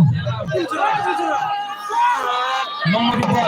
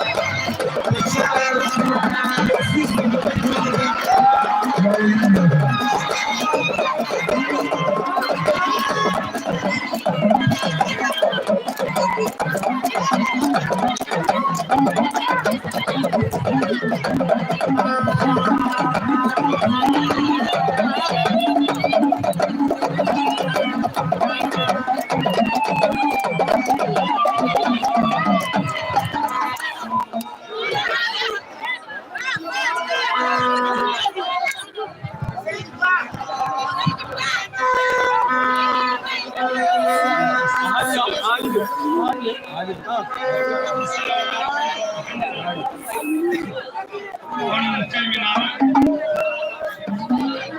on juurama on jagam to eno wayno en ɗiɗi calminaɗi e gardo gonɗo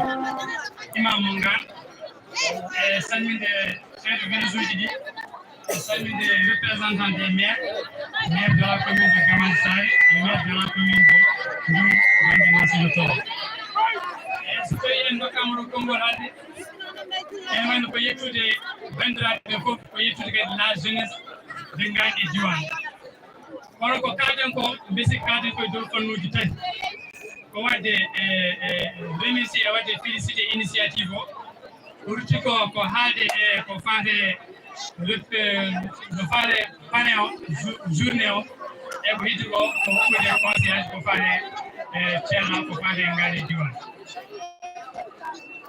e on mbaɗi on oɗon wadde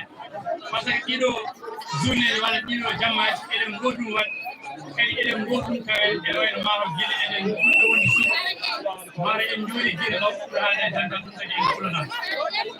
e so tawi en kaali gani diwan ko wiide ko tan wati félicité e wiide initiative o ko hunde yonde ko hunde wonde fayida sabu no président wiini ko dental woni doole ko dental woni doole c'est l'union fait la force donc ko haalanoɗo en deften kono wiide kala kenen kaala yo won gonga e men yo kuma ƴerɗe ɗe yalta e konngol yimɓe nana kadi ɗum woni gonga dental ngal holnal won tan dental ganduɗa hono ɓootan e lewru lebbi ɗi so yi ha ɓoyi ko ɗum wasat ala so yi ha ɓoyi yo wontu ɓuri ɗum ko ɗum jiɗɗen wiide noon wadde noon eɗen ndewe e délégation mo ganduɗa hoorema ko gardugol monsieur le parrain woni Bocar Sall ko yiɗi wiide ko so mbi ko acteur de développement ko holli ko remba Gatamari FM sabu Gatamari FM go fof woni heɗo wadde en humpire ko faale kala ko yahata ceelaw e diwan ngaari diwan wadde noon ko jahanda mbaɗa tagge ma jaaɗo ha Dakar walla jaa ha bangeji goɗɗi wadde natti ɗo hen jum sa yaranni mbasa déplacé mbaɗa ma waɗa par WhatsApp ma hen communiqué ma ko heddi ko wiide Bocar Sall en mbiyata hande bawo mbiɗen Bocar Sall kaɗen en tant que parrain so tawi ka ɗumnoon wadde politique hande suuf par ce que so tawi oɗoji nogas ne ndewe ma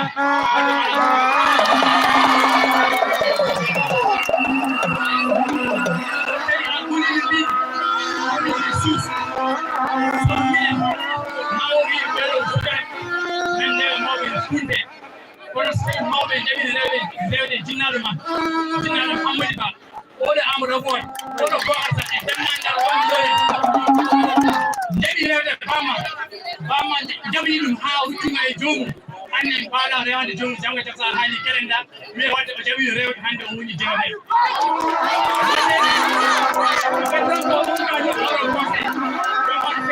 kelo mawɓe ɓe e kelo ɗumen tindena darna dokka ko wiyete ko konngol mawɗo sabu par ce que français wi si jeunesse savait si vieillesse pouvait woni hollum so suuka anduno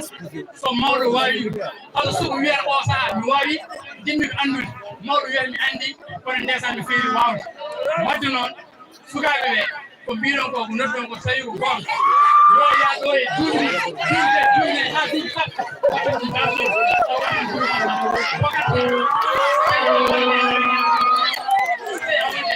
non monsieur le maire Harouna Garo Diallo heewi funeɓe mbiɗen monsieur Cheikh Oumar Anne ala ko funeɓe kadi mbeɗe ñaago hay moni kala on sernuɗo sabu yimɓeɓe han mawo mbiɗo ayla yimɓe bitul Bocar Sall bosa yimɓe han bitul ayla kono fof yaha ko développement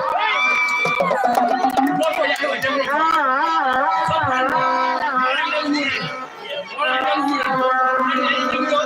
développement fay kono leydi fekkere noon ma pittane gueɗe wami Amadou Boten ngala jawdi kono jogui peeje mumen woni ndewere mabɓe acteur développement ndewere mum eyyi mbattunortomi ɗum wiide on commune de Gamaji e commune Ndioum wonene nemaji kono paamen so monsieur le maire Harouna Garo Diallo ummima ɗo hono Cheikh Oumar ummima ɗo en dañi probléme par ce que saison hanki o mettata lomtade par ce que o waɗa ko guiɗi garowo gonto maire commune Gamaji o dañi probléme gonto maire commune Ndioum dañi probléme koɓe mbaɗata ko eɗen jawɗum jawnaji nanguenena tiiɗ ɗum noon Bocar Sall somin kala ɓuurema affaire développement wadde somin kaali ami jogo hen sottode feewi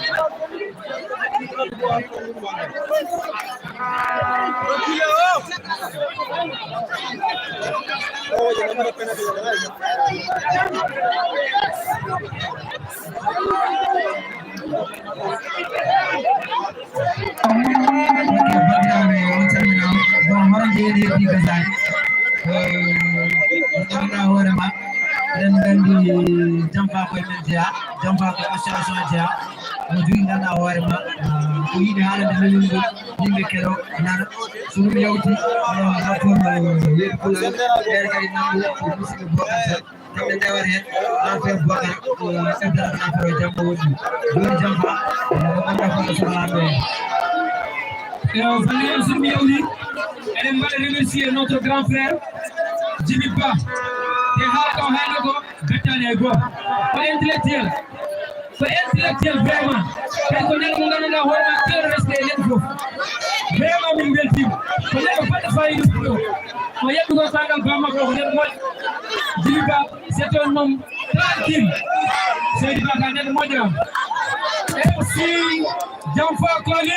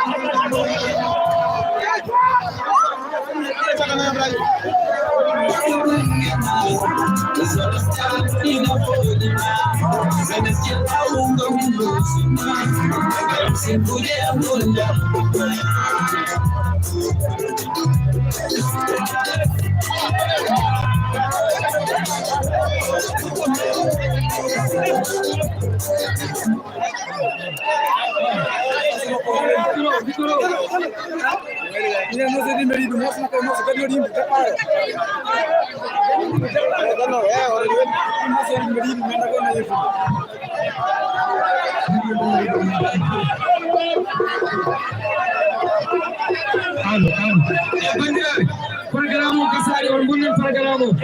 tanka pare o halay programme suagas de ngabe chakal basen kon programme ngabe chakal basen kon programme bore mi fo ko binum galmuya e tiri ko hala ko pare ko jabro ngabe chakal ha pare o hala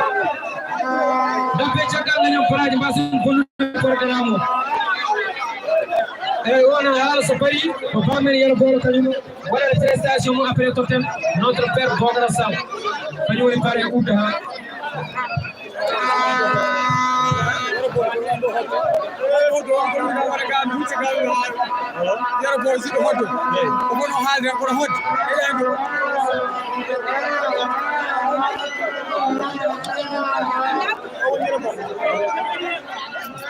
Amadou Massamba ala waɗi nam dara jinni ko aduna o heɗo ko kalatmi ko bandiraɓe ko gugga ahara ñeme kani abaɗo sey assalamu aleykum bandiraɓe deyaɓe ngan jini buubu dimɓe joro samme nayo ɓoɗɗal diɓe sirowuro jammalama de jami morirama roɓe jaɓe tafa mbayla ko ɗon min camini remoɓe awoɓe aynaɓe kala ko neɗɗo wawi dillirde less Ousmane nallonima jami hirema so ɗum ɓenni en dañi welonma e takam ni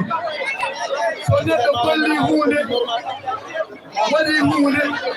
yo haaltani hunde nde yimɓe kaala hunde nde kalda no fotiri wonirde ni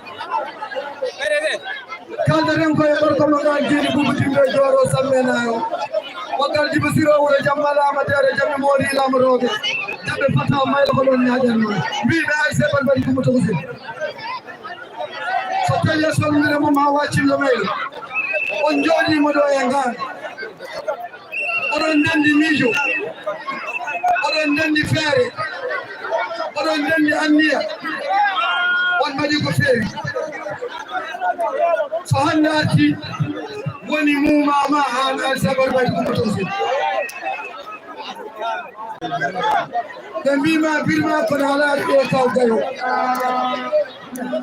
ɓe jaaɗa makka nde ka cukalel jaaɗa makka kono makka weli yaade pituɗa hunde hakkude ngande sappo Allah fattude alano laana nde puɗɗiɗa jooɗo alano jawɗa batima jooɗo maɗa ɗon ali woni ɗamɗoɗo gilaki tawande suwarde mbeɗa yiɗi kono gaccemi haala mbeɗa yiɗi kono gaccemi haala addimi ko mamma wacirlo meɗo yimmade ar haaloyi ɗomi kawmaji miminama nde o rokka pare o oyi kaw miminama owi nga rokki kam teddungal hono mbaɗal mimiya o meeɗa jabde waɗede parane o ɓoyi kono ngan rokkima gueɗal o noodi ngan mamma wacirlo maylo ittuɗa kumpa ittuɗa yewende mamma hawa cillo maylo ngabduɗa radio ngatamare mamma hawa cillo maylo kala majjere wonno ittanda majjere mamma hawa cillo maylo ngabduɗa porseji mamma hawa cillo maylo garda madda ngabduɗa endereji mamma hawa cillo maylo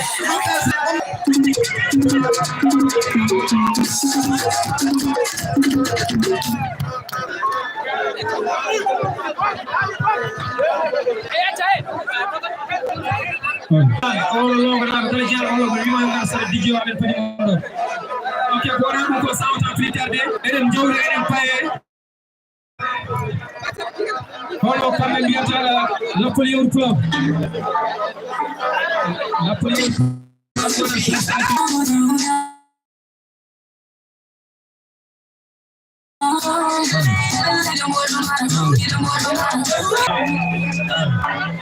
protocol Hamidani Adam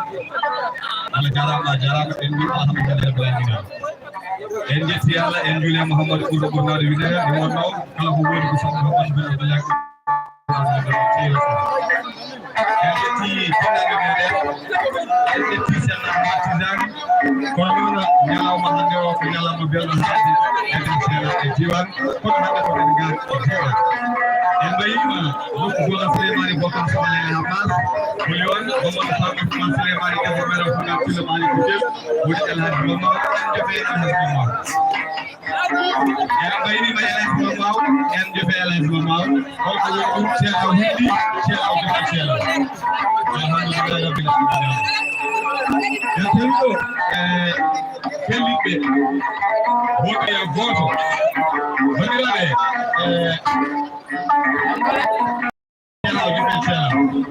holmo men dusiɗo bokala hamidine amadou aliou walla mbiyen bokala baɓe haw olel ɓe ndima sal won hawa cillo mele salahadam yakkumo gadeji mola diallo damaji mbiram kanum kumba adame jeyni adame sala adame daɗo adame demba adame celam hen sema yaɓo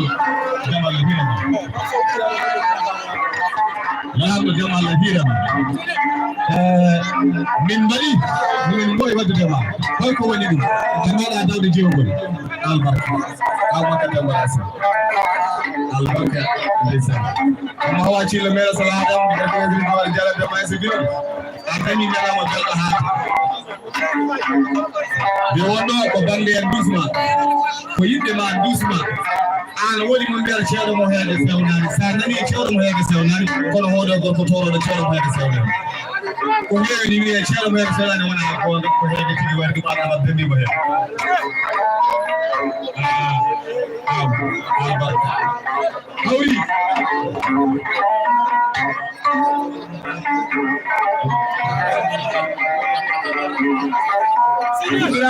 mawli ene moɗon ɗo mawli ari sebalo baydi kumo tokosel o wi ɗo kalannomo hawa cillo baydi ɗo cillo baydi e saybati baydi jiɗi baba goɗo cillo baydi holmo jiɗini jiɗi hawa cillo jiɗina mama hawa saybatu baydi jiɗi ari saybatu baydi kumo tokosel ko ni ɓeɗo mbadi bandiraɓe ali sebal baydi wi mamadi hammadi kumba jiidi mbayɗa fata ko mala ɗoɗo kalata ɗo e inde bokala sall bokala baɓeɗa oyo blokkimon gaari dakkoye turamu gaari ni koye dow inde jeunesse ngal e diwan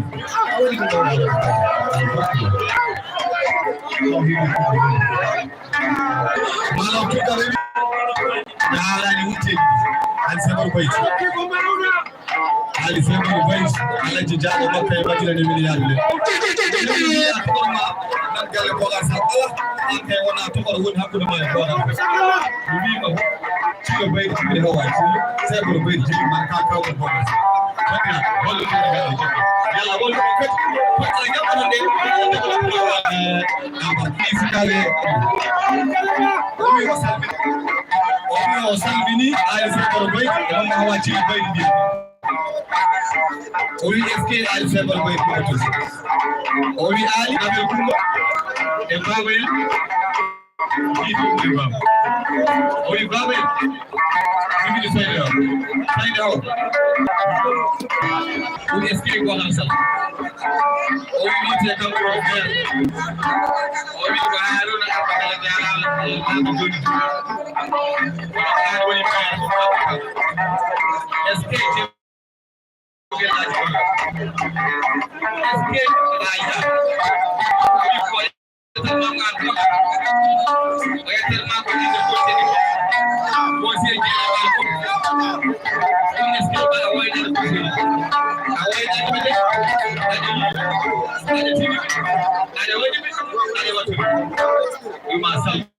Bandiraɓe majja ko ɗon ɗon yonede ɓe gonɗo toroɓe holko saabi ɗum holko toroɗo tidde holko saabi ɗum holko toroɗo tidde koɓe tiɗi ɗum waɗi ɗum ɗoɓe ceelawde o waɗi mobilisé ɓawo toji nogas lewi caggal makko wasa aɗa yaɓɓo hakki tinno ɓeydi jaggo min cuusi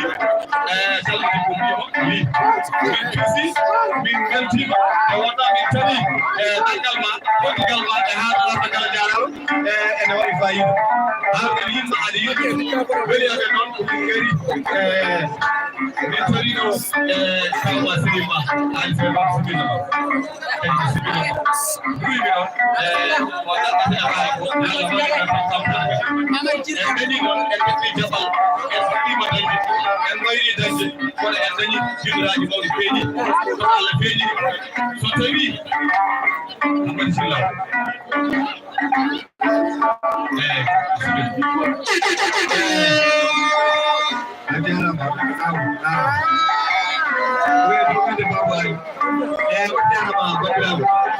on jarama ha kaade calmati ko e dow dale e bogal sal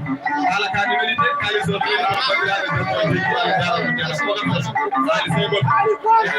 kadira ka yalla ko tedda ko so be ala ko kurebe ko ala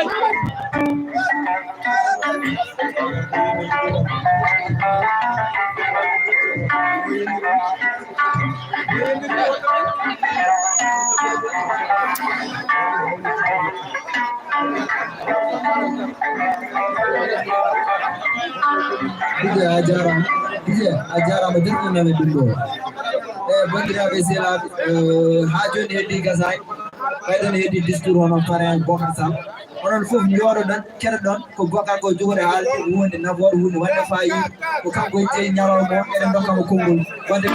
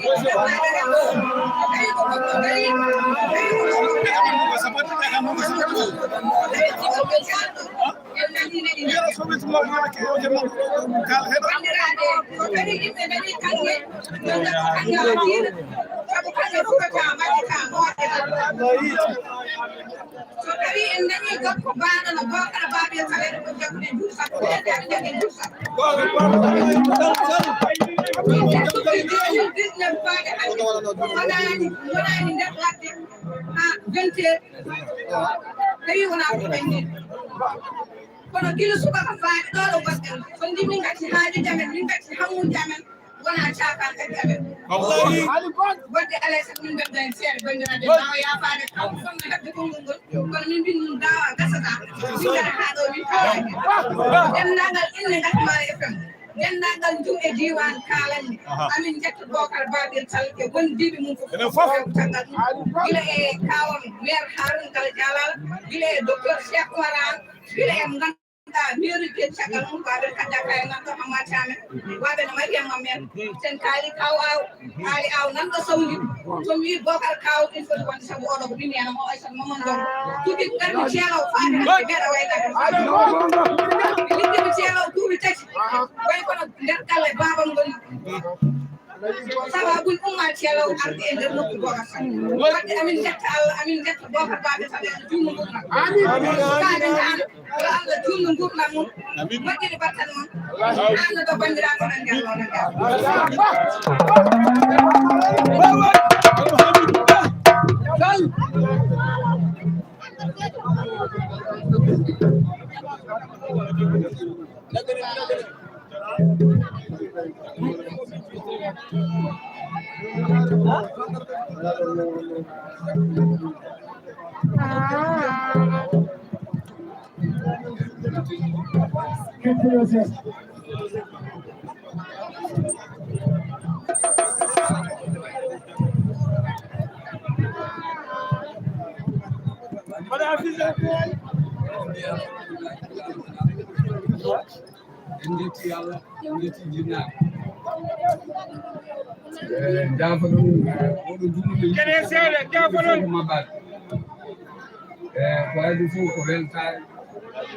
wonande min Bocar Sall laaɓi kay sabu ɗum wona kuje weerde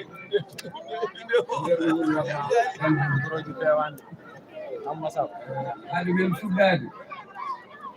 eɗen jetta population ngan fof no didrino e diwan eɗen gawna jotol ni e chef de village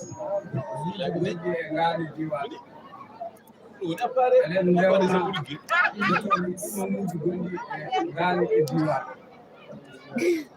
kala mawɗo gonɗo e ngaari eɗen jetta population ngan fof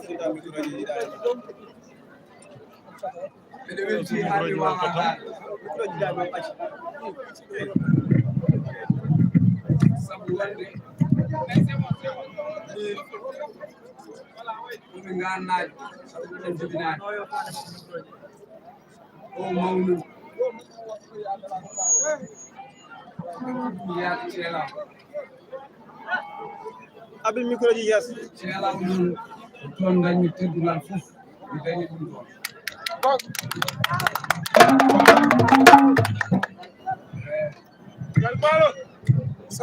Bocar Sall kañum ko neɗɗo développement tan ene wayno gueɗe politique o wayani ko naatmi hen kono min kala ganduɗumi andirimi tan koye développement ngal noon ɓeɗe farnoɗo ngal wallahi an jeyi wonko dañmi e ngal weeɓani dañde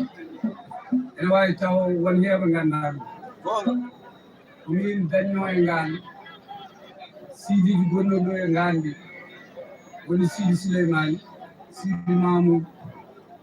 e Sidi Ousmane e Almada Sile ko min waɗantuno ɗumen ataye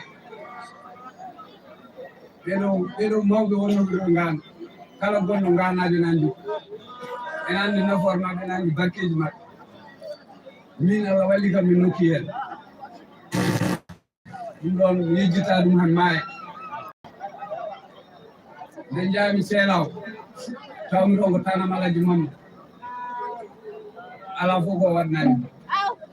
o yeehi haw tindini gurdam am no jogori waade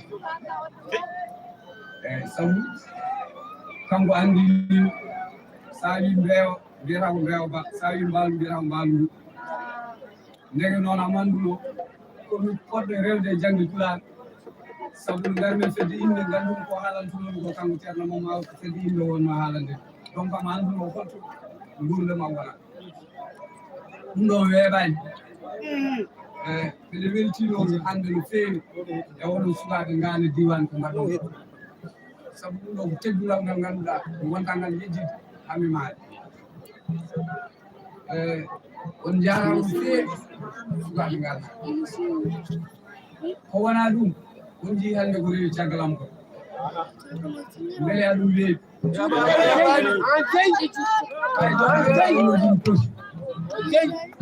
aɗa anndi ceela ko wuro mango heɓani ɗum ɗon rewra caggal Bocar Sall ko ɗoji hannde mobilisation o mbawa ɗum ko ceela fof diwan ɗum caggal Bocar Sall ɗum ɗon noon mbeɗa yetta ɓe mbeɗa yetta conseil ji gamaji saare fof jiɗuno mbeɗa yetta conseil ji tewte conseil ji waalo ɗum ndi maire Hamad Thiam ala ko fof ko haalano hannde so ni ko waalo goɗɗen ɓe ndi conseil ji no jeeri ɓe ndi premier adjoint maire Kadiata Ka dottugo haaji mum gel wuro maale ari ko teddinde men enen waalankoɓe ko teddinde en min sikka dia hay so wonaa ndum min jii formation aji mbaɗa e waalo min mbi ardi mbaɗa e waalo a jarama no feewi séri ka wonaa ɗum eɗen jetta arranɓe ɗo commune Ndioum eɗen nganndi haaɗum gala jaalal ko funere Cheikh Oumar Anne ɗum ɗon noon so commune Ndioum waɗi ɗo représenté par directeur Ngatamar FM Pedro kadi ko weldini ɗum ne en jetti ɗumenaɓe fof jogini en jetti radio Ngatamar en jetti waalo fof jiidino waalo noon so mbi ɗum tan mbiyen Sénégal mbiyen Mauritanie sabu enen ngoni gal enen ngoni toon ɗum ɗon en jetti ɗum fof no feewi kono noon ceelaw jeunesse ceelaw vraiment merci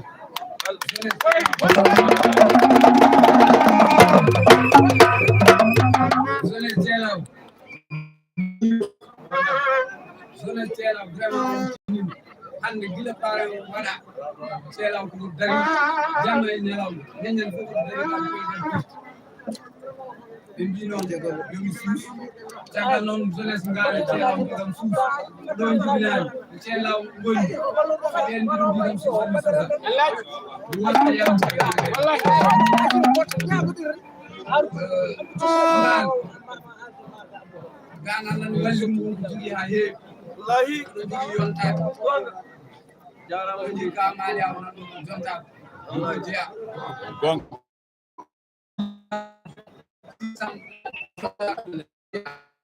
on jii baba mama siyen ko jontaade ko ɗo jeya donc sen dari min koni neɗɗo gooto sanne haala ɓe mbiyamon ɓamtare kala ko nan ɗon ɓamtare développement tawi tan jiɗɗen ko ɓamtare dumin ko idenoɗen wadde ko nanodiri par ce que calɗi ɓamtare ko nanodiral so tawi yimɓe nanodirani pamodirani ɓe gasi fof ɗin gubbat ɗum ɗo noon ɓamtare weɗata ɗon Allah waɗi men e nokku mo ganduɗa ko belɗo wonde eɗen jogui leydi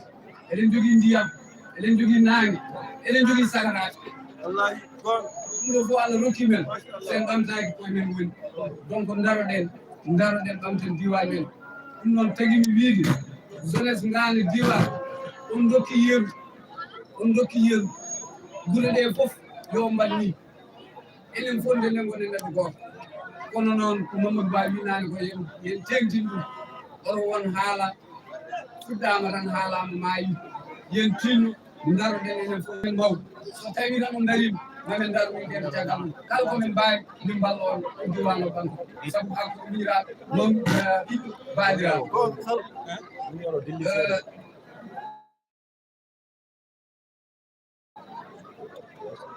kawali kawali ci jibi mo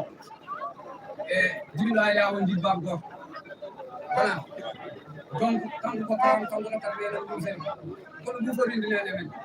na men ko sey la am worsini ni be worsini ko man ni be dani say ay niri nan bi abi ra worsini de pare o wenne ni no dum mo dara amuy dum kawali ko wanda o ko ko na ko kay ñam fi am dinar ngal mo way enen fof jiɗi ɗum e baaɗo ngel goole tan woni ko moƴƴaani yen ndeen to enen subaaɓe ay ɗiɗo wasiɗum sen ndentaaki man ndenndini heewɓe taw en tinaani min hay goto weɗanande mbeɗa haala wasap goto bakkon haa gonɓe wasap kono hannde yimɓe ɓe fof kolli jiɗi Bocar Sall sabu so yimɓe so neɗɗo waɗa munude aride yimɓe ngara kaalene wasap jilol ben kalisaje WhatsApp jilol den yimbe WhatsApp ne e jëm ngi len WhatsApp kadi hay gono ettu neddo wala dum sawru no fiira teddi minen de min jabata kala bidon wada ari am sawru en fiira Bocar Sall bu sawru no hela ko wala dum ko janden be hande neddo goto wi gam ngan dudungal ko nder en jeeɓe wonji helde baba mama sire nan ɗum ɓe cuhnu wadde projet nde ko kañum tagi leydi mum ari wi kam ar wondu gila 2011 ma on duuɓi sappo e kel eɗen donc ko yidde ko waɗede kañum jeeya afa ko ɗo jeeyani eɗin ɗo e tundu buuɓi ko ɗo min foɗatno eɗen ɗo waɗi projet am donc forcément so ɓe wela so ɓeɗe metta kono ganaɓe nafi ko wona ɗum ndenten gonen neɗɗo goto ɗum kam mbeɗa jami ɗum on mbi on mbaɗi noon fedde nde ngannduɗa ko ɓamtade yo diwan o ɓamtu yo ɓuuri joyde e ɓamtu won kalɗo ɗo nani mbi en jiiɗa haalis jiɗɗen ko yo dañ emploi yo sukaɓe men liggo wonko monsieur le maire waɗi hen sabu hannde somi darima ɗo hannde ɓene haala ɓene yette ɓe dumiye fof Harouna Bella Diallo nan tan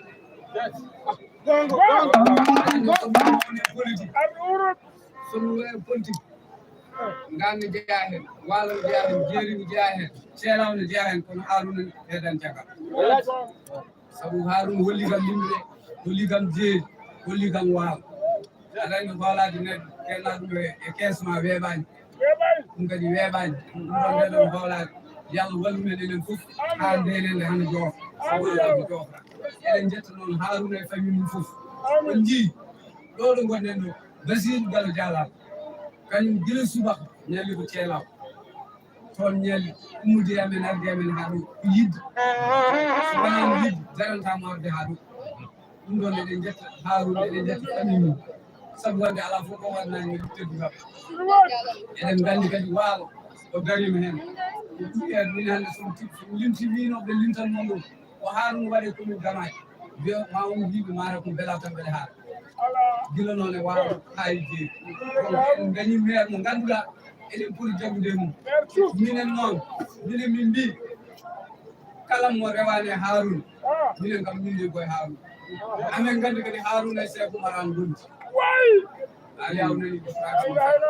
kala nde ɓen jooɗi min jooɗo e Harouna min jooɗo e Cheikh min jeeto ko yewdi minen fof min waddindirani semaine jawdi ɗo ko jaami Dakar Harouna noddam wi kam Bocar mbimnami wi hannde jibinam ngara ɗoɗaɗi humɗo Mamadou Siyel wasra won nanɗe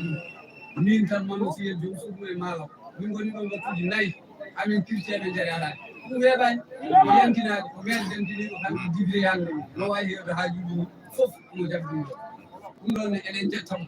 eɗen ñagonomo kadi yo yaaru yeeso eɗen jetta ministre Cheikh Oumar sabu hannde département de Podor sone welma sone mettuma saɗa yiɗi saɗa añi département de Podor hannde woni kuɓeri leydi Cheikh Oumar min cuuɗaki hen min cuuɗaki hay goto meeɗamen te amin gandi na bol Seydou Maral ni jaga mi jaga Kamar Kamar kay ala babur mi fuday donc kala bondu do amin kan mi den do wal Seydou Maral en kali non den na ma Seydou are yam mi dam Bokar dum mi nam oyi radio juma ce ngal wan sonu radio ngo goni beriyam anti ngare mo ko radio ngo dum so da radio goni ngo rek so Allah jabi am sabu dum wan ngagino yo ngan so da radio juma altini kala mo ngana do dum mo tutum rek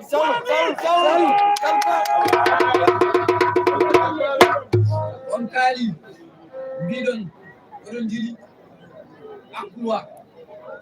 jeunesse ngal mi wiyani Haroun mi wiyani Seydou Maral mbimi ko Bocar Sall on ƴetta mon nego goto liggoro ɗum kaalo jeunesse ƴetta mon nego liggoroɓe ne yoɓe par lewru mi wiyani Haroun noon mi wiyani Seydou Maral min Haroun waɗata ko elto Seydou Maral waɗata ko banggue minne ɓeɗe jogui ɓeɗe wawi ƴettude mam ƴetta mon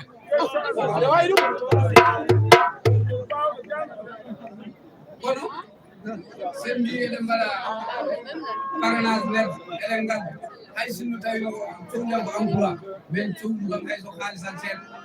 ani rokku noon kees ɗum temɗe ujunere mballi fot ɗon kees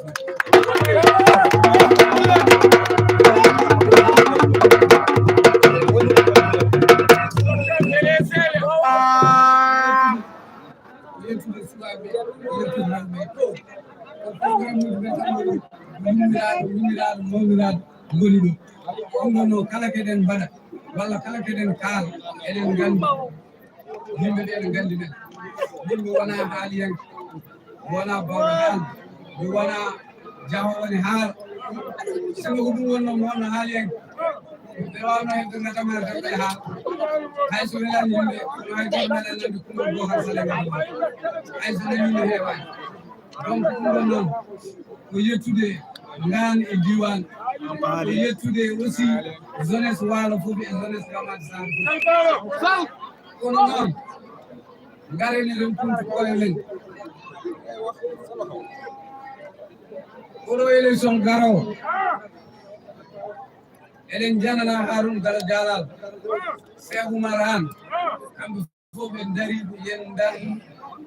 badde président Amadou Ba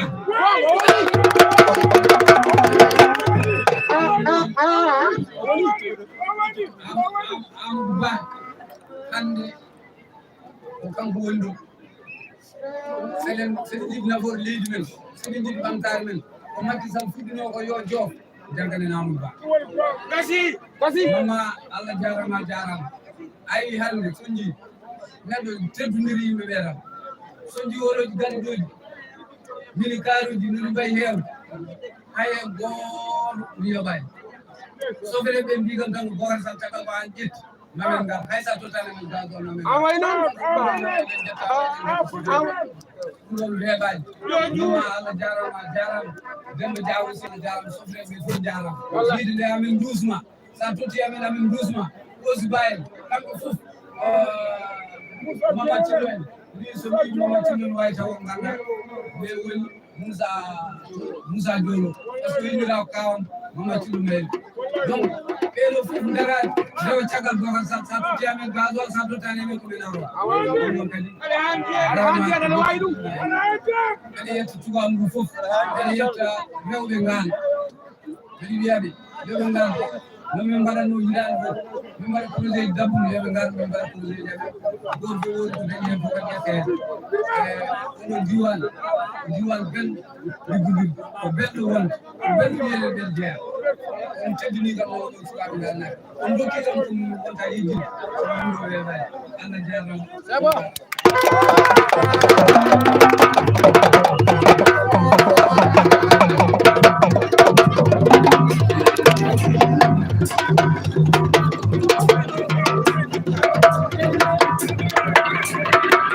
Voilà, live mo kadi on mbiyama on jarama